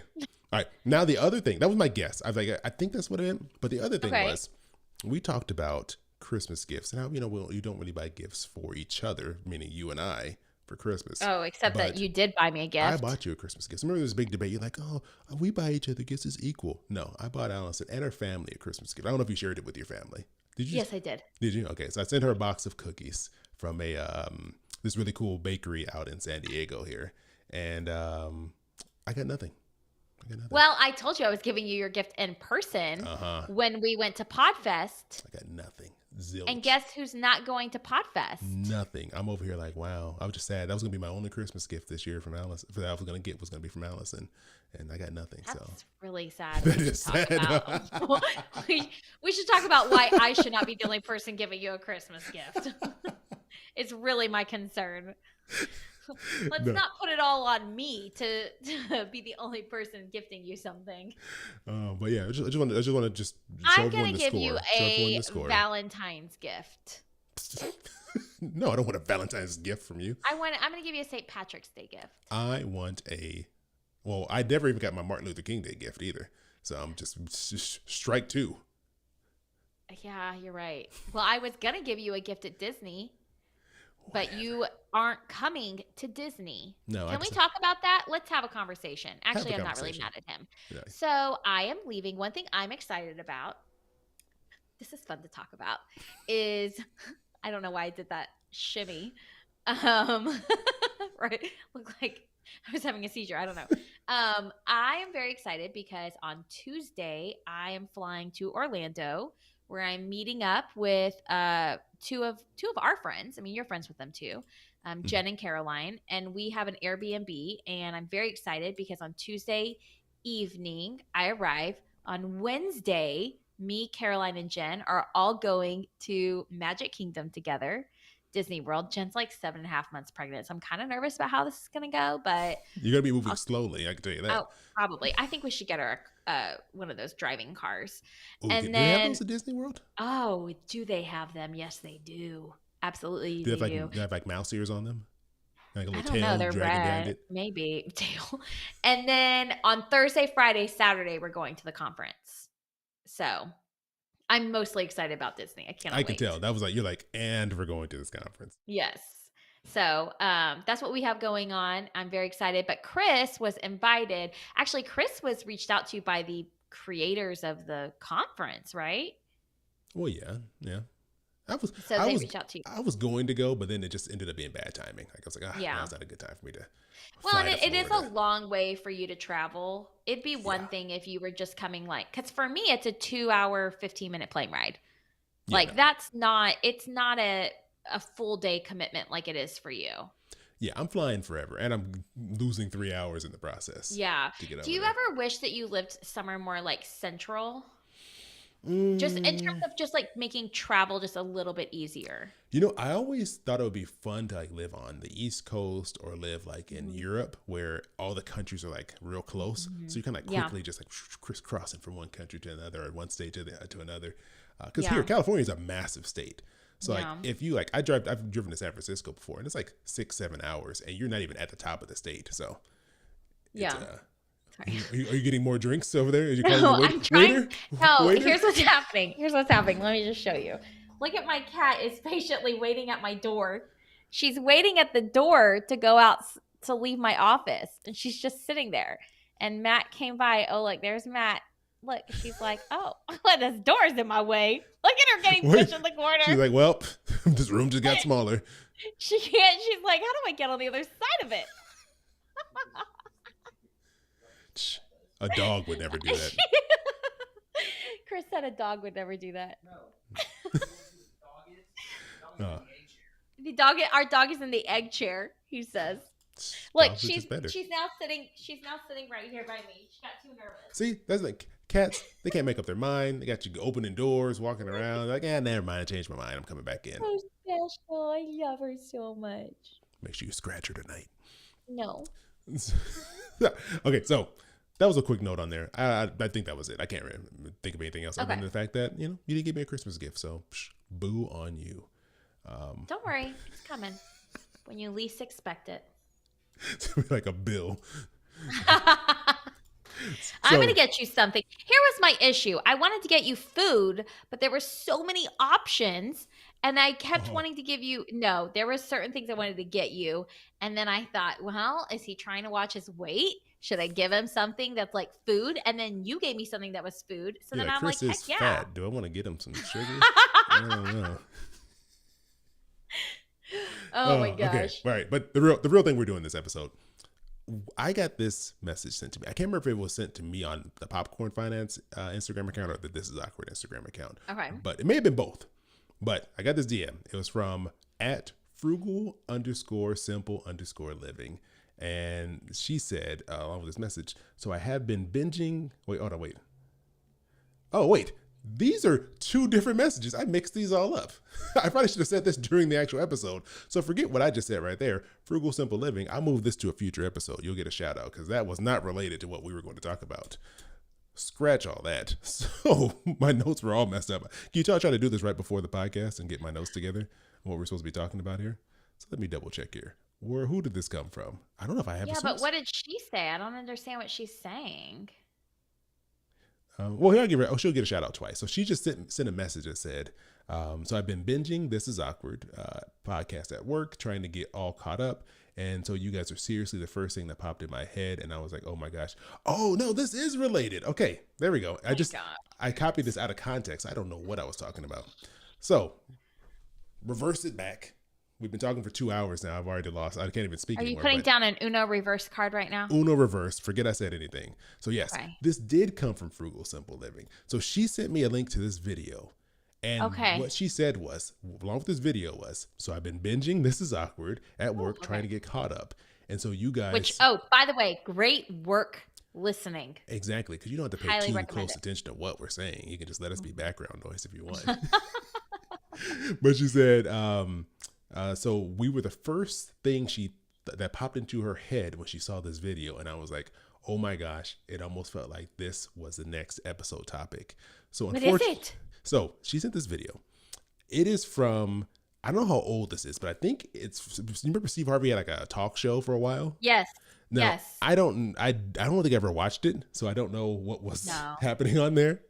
But this is a clip from it. So I'm going to play it here, and then we're going to discuss this. It's like a bonus This Is Awkward episode here. So this is the clip here. Hard. But when I married him 11 months ago, I didn't think I was marrying a cheapskate.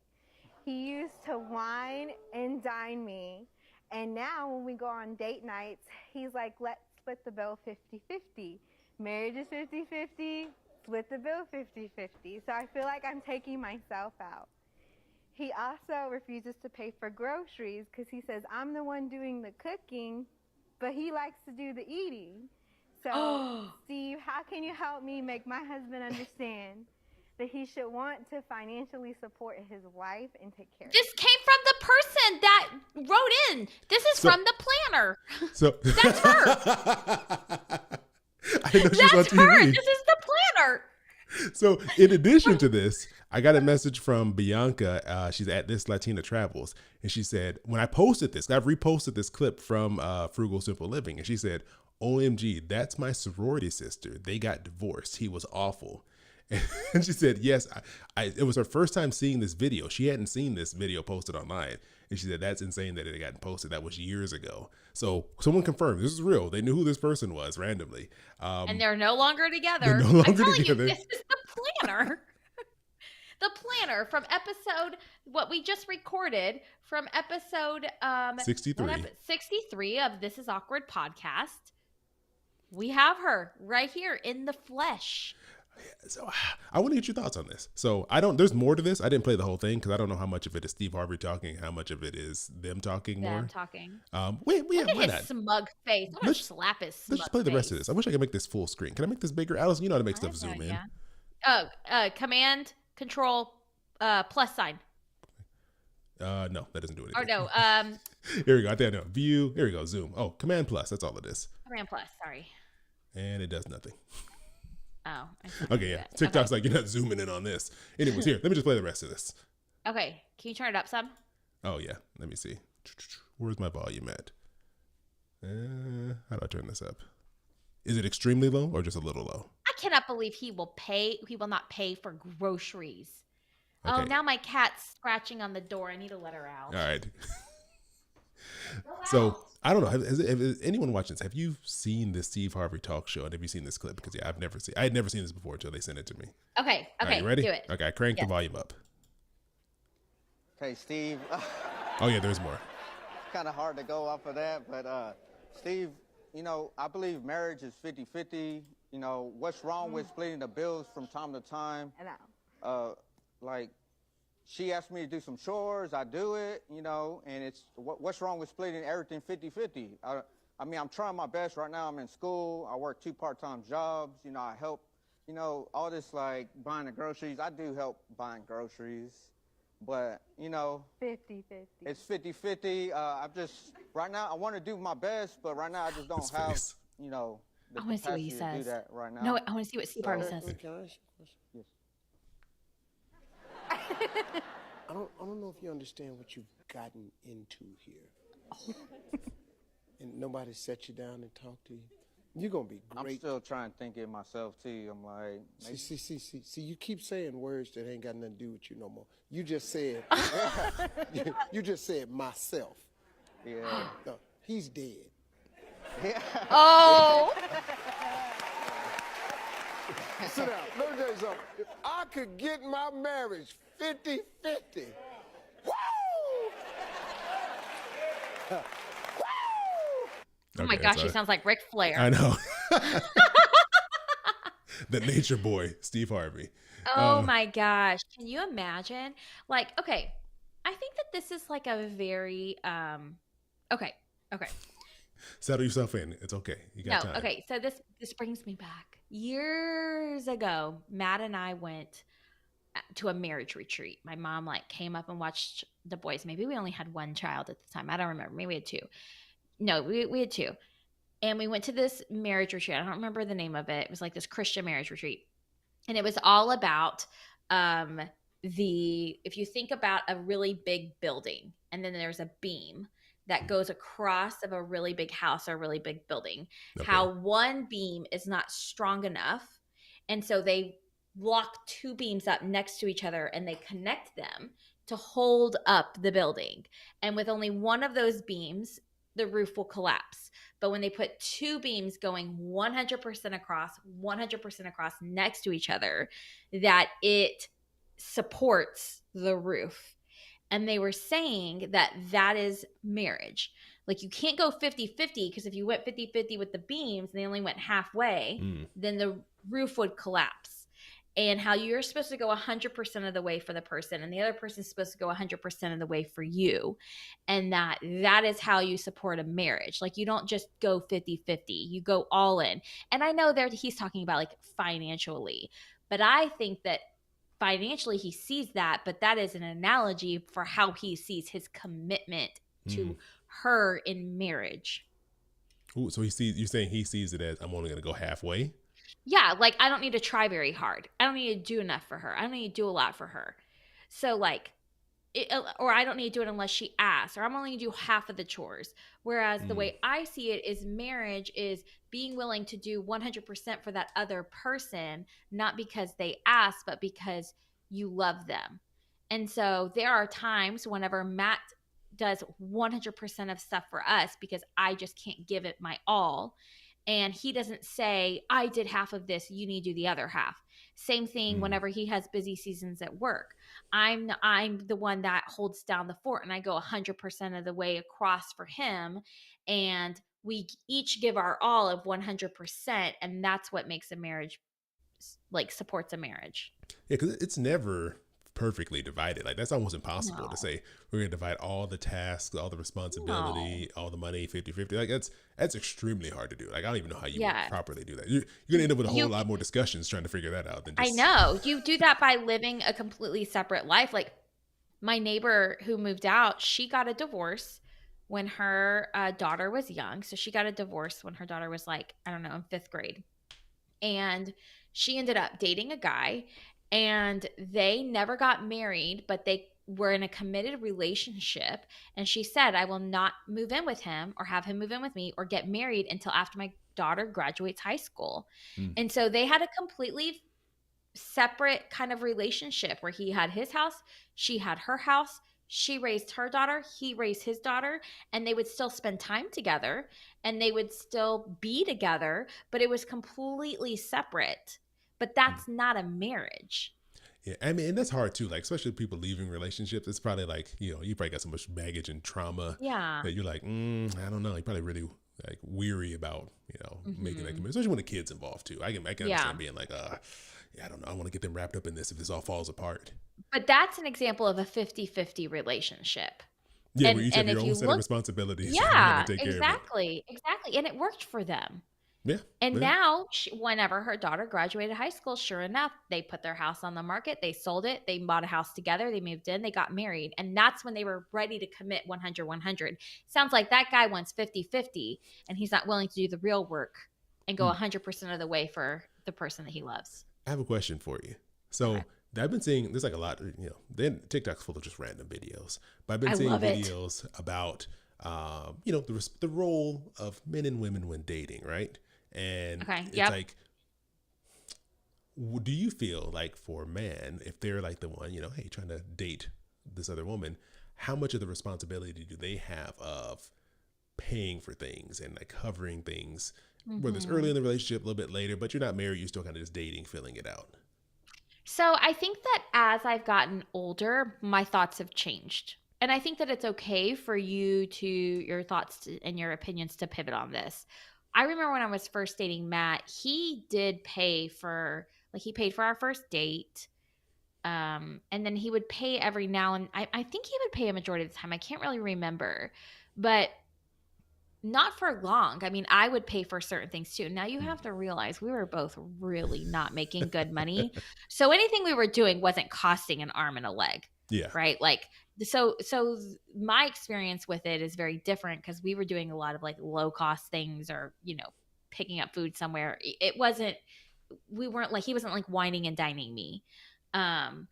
But I think that whoever asks for the date should pay. And I think that when you've been dating for a while, like putting all of the financial responsibility on one person, I just don't feel like it's fair. And Yeah. so I agree. unless like that one person is a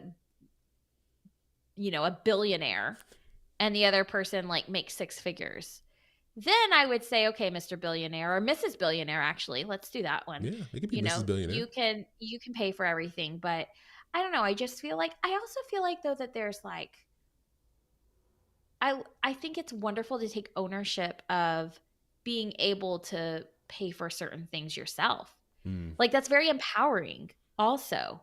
Yeah, because nobody wants to just be reliant on someone else to cover everything. Yeah. And I feel like that's just, how women have been portrayed for years and years. And it was their truth for so long that, it's like society has naturally held us like to that standard.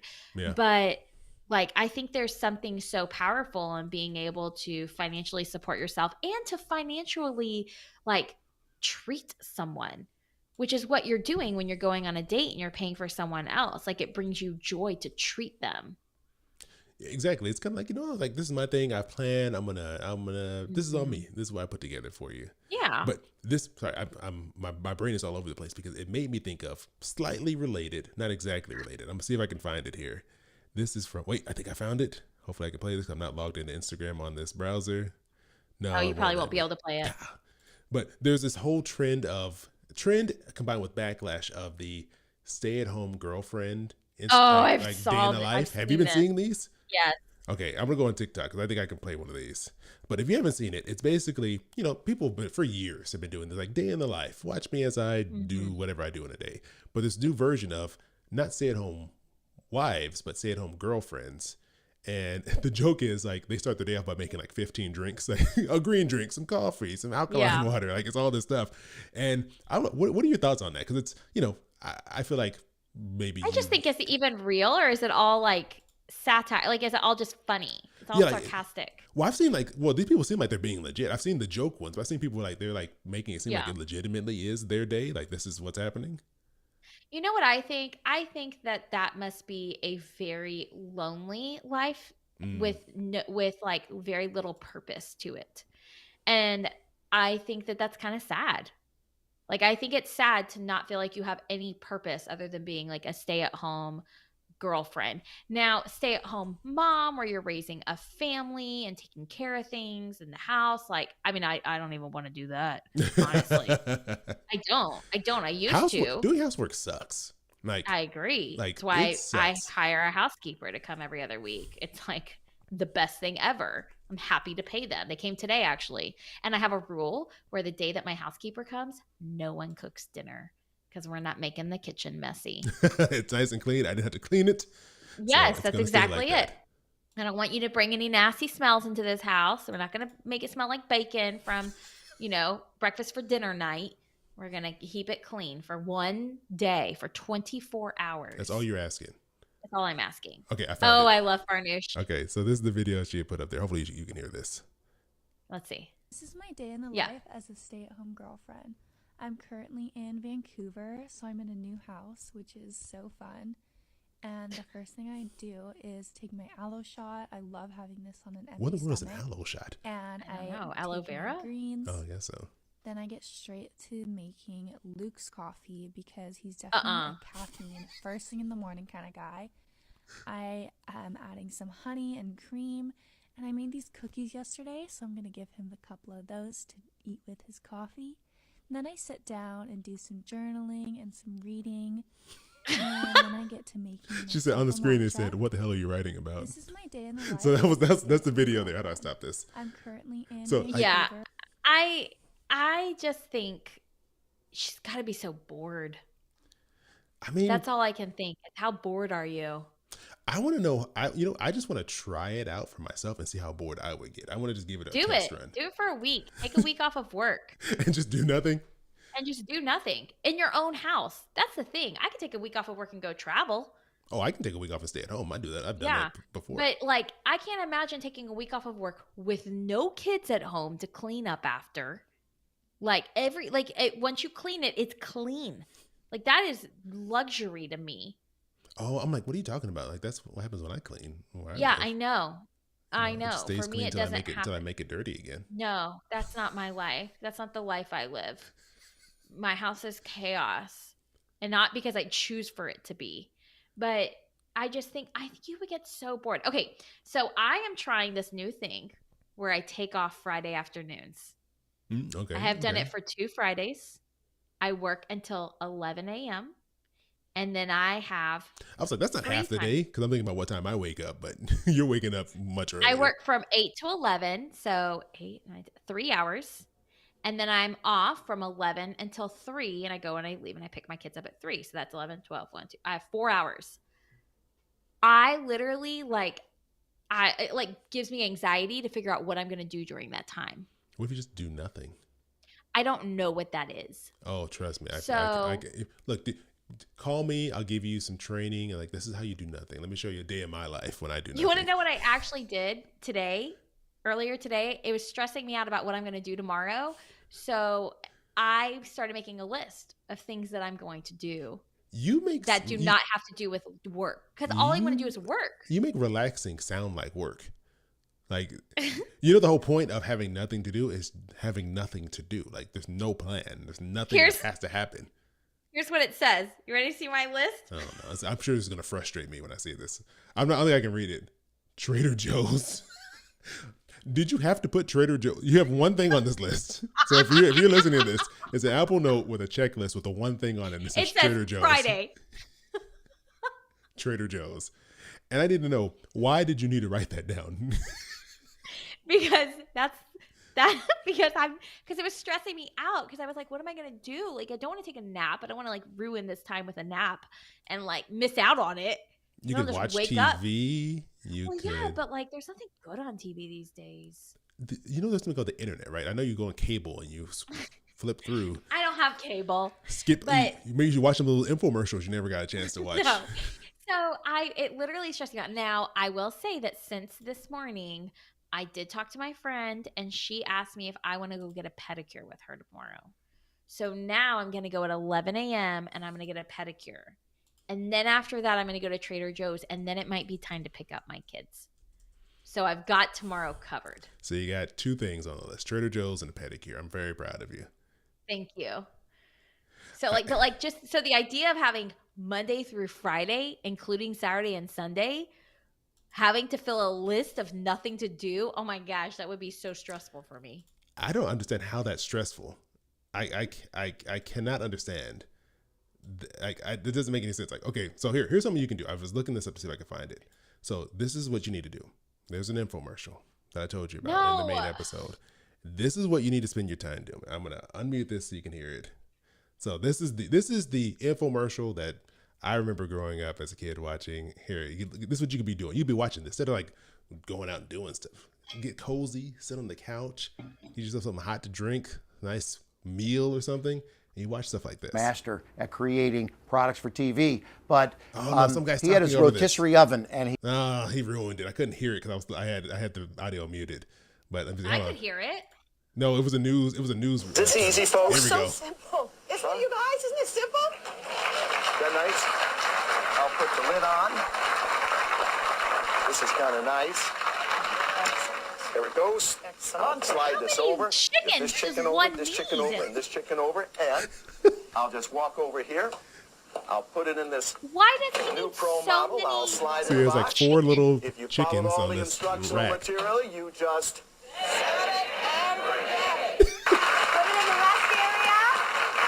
Look how big that is. This is a giant bird. Gosh. That guy died a few years ago. Way to go. Like that's what you're missing out on. You could be out there. No. You can go to infomercial filming session. Like, go to the studio audience and scream out, set it and forget it. Now, actually, I'm kind of stressed because I don't think I have enough time to do everything I want to do tomorrow. Because I also want to take my dog on a 2-mile walk, and I want to work out. So now there's actually not enough time to do everything I want to do. Like you're turning relaxing into just another day of tasks. I think that's what you're missing in all of this. Like how to truly relax. Like You're probably right. Let me explain to you. When I have nothing to do, and I try to have as many days where I have nothing to do. Like I'm not making weekend plans. I'm not during the holidays. We have that break. More than half of those days, I'm not planning anything. I'm not planning anything. I don't have plans for. I don't have plans for Sunday right. No, I'm making plans for Sunday. I need to text my brother. No, I got no plans. I to me, what's relaxing is having no obligations. Like, oh, I got to go do this at this time. Like I'll do stuff with friends and family, but I like having days where there's just no commitment. So this is what you do. You wake up whenever you want to wake up. Turn your alarms off. That's not a possibility in my life. I don't have that luxury at all. Okay, fine. You have to skip that part. But let's say for some reason the kids were gone. There's times when the kids aren't there, right? Matt takes the kids outside to go camping or something like that, and you're not there. This happens like twice a year. Well, look, on that day, turn off your alarms. Oh, but then my dog wakes me up to go outside. Tell Matt to take the dog too. He takes the dog too. Turn off your alarms, and you wake up 8 o'clock. 9 o'clock. What? You pick the hour. I couldn't wake up. Well, you go to sleep at 8 like o'clock. 8 p.m., so you probably can't sleep that long. Which is already an hour and a half past my bedtime, by the way. Yeah, no. So, look, wake up late as you can. Then when you wake up, don't just get up out of bed. Don't get up out of bed immediately. What? What do you do? Wait, so when you wake up, do you just roll out of bed and get up? I hit snooze twice. Okay. I get out of bed. I take off my hair bonnet. Me too. Yes, I remove my mouth guard. I let the dog out, go to the bathroom. I feed the dog. I make coffee. I make my kids breakfast. I wake them up. I get dressed. I get the snacks ready for the day. I get the water ready for the day. On the days when your kid, those 2 days a year when your kids aren't there, what do you do? Do you like when you wake up? Do you say, "All right, let me get out of bed," or do you just sit there and just lay there?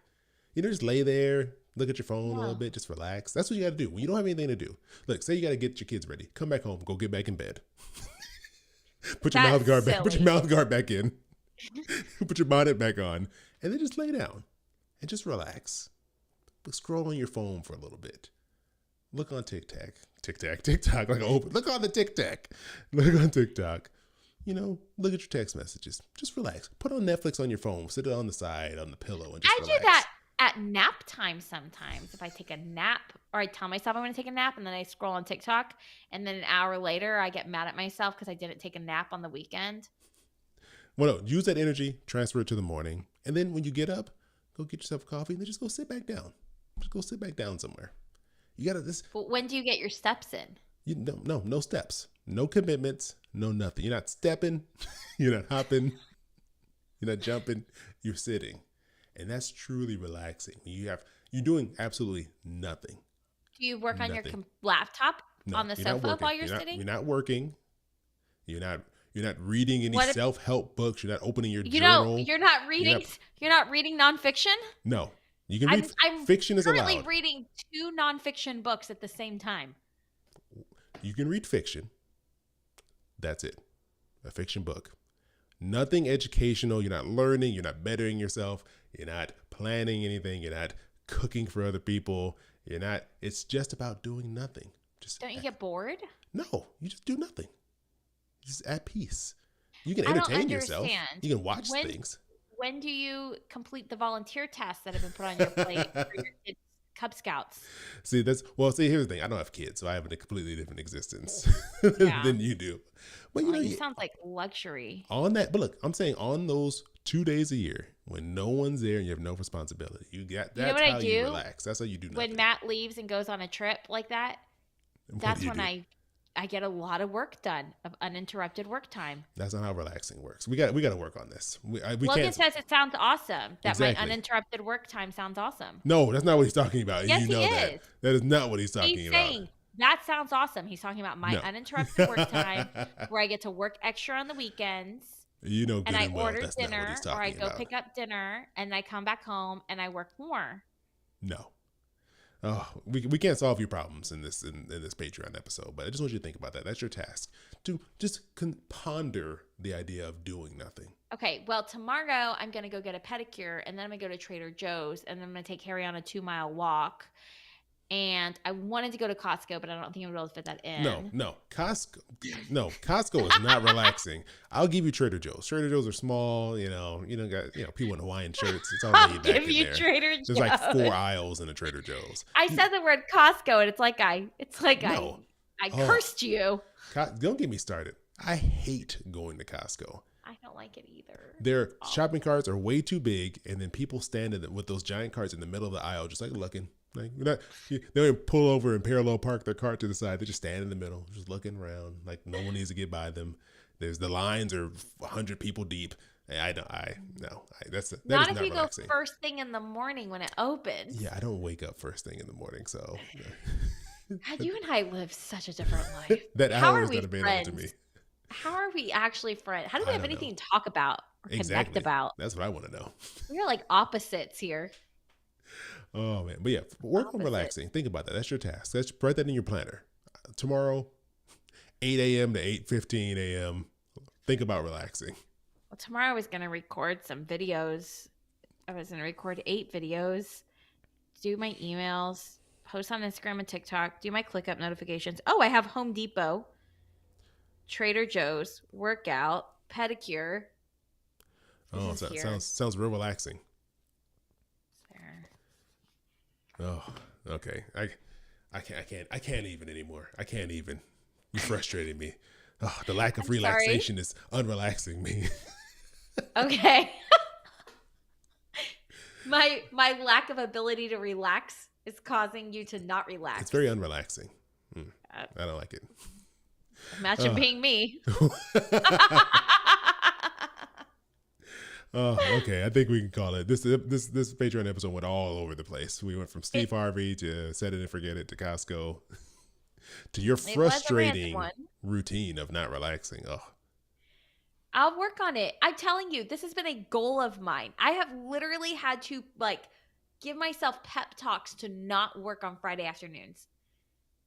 I will believe in find you. any reason to keep working on a Friday afternoon. I have to give myself pep talks. you gotta relax. All throughout You gotta the take week. some time off. You can't be 'Cause I'm- going all the time. How many times have you had this conversation with me, though? Oh, it's all the Remember time. that It's one pointless. time? There was one time whenever I was going to on a 5-night trip to Mexico with Matt, and I was like, "Oh, I'm going to bring my laptop, and I'm just going to work an hour each day." And you were like, "What?" And I was like, "Yeah, I'm just going to do these couple of things." And you were like, "If you don't take a break now, when will you ever?" And I was like, "What?" Wow, I'm so wise. You remember that? Man, I know. I feel like I'm learning from my old past words. Thanks, past Chris. And I did it. I ended up not posting, or I posted when I wanted to post, and I didn't end up working. I never pulled my laptop out.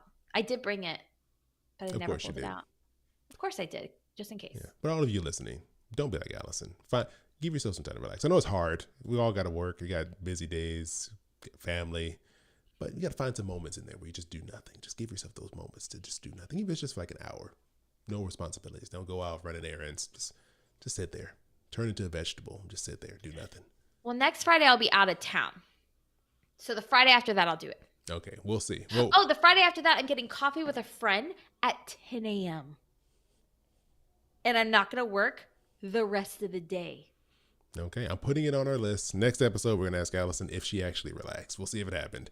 I'm not confident it's going to happen. Our next episode, the next day on that Friday, February 3rd. Oh, so we gotta wait two more sets of Patreon episodes before we find out. I'm getting coffee with my friend Anna at 10 a.m. Okay. So well, we'll see. All right, let's get out of here. We're gonna get out of here. We've been recording for a long time. Thanks for everyone who joined us. Thanks for listening. If you're, in your car, walking around at Costco right now, listening to this, we appreciate you, and we'll catch you all in a couple weeks. Yeah, 2 weeks. Bye. Bye.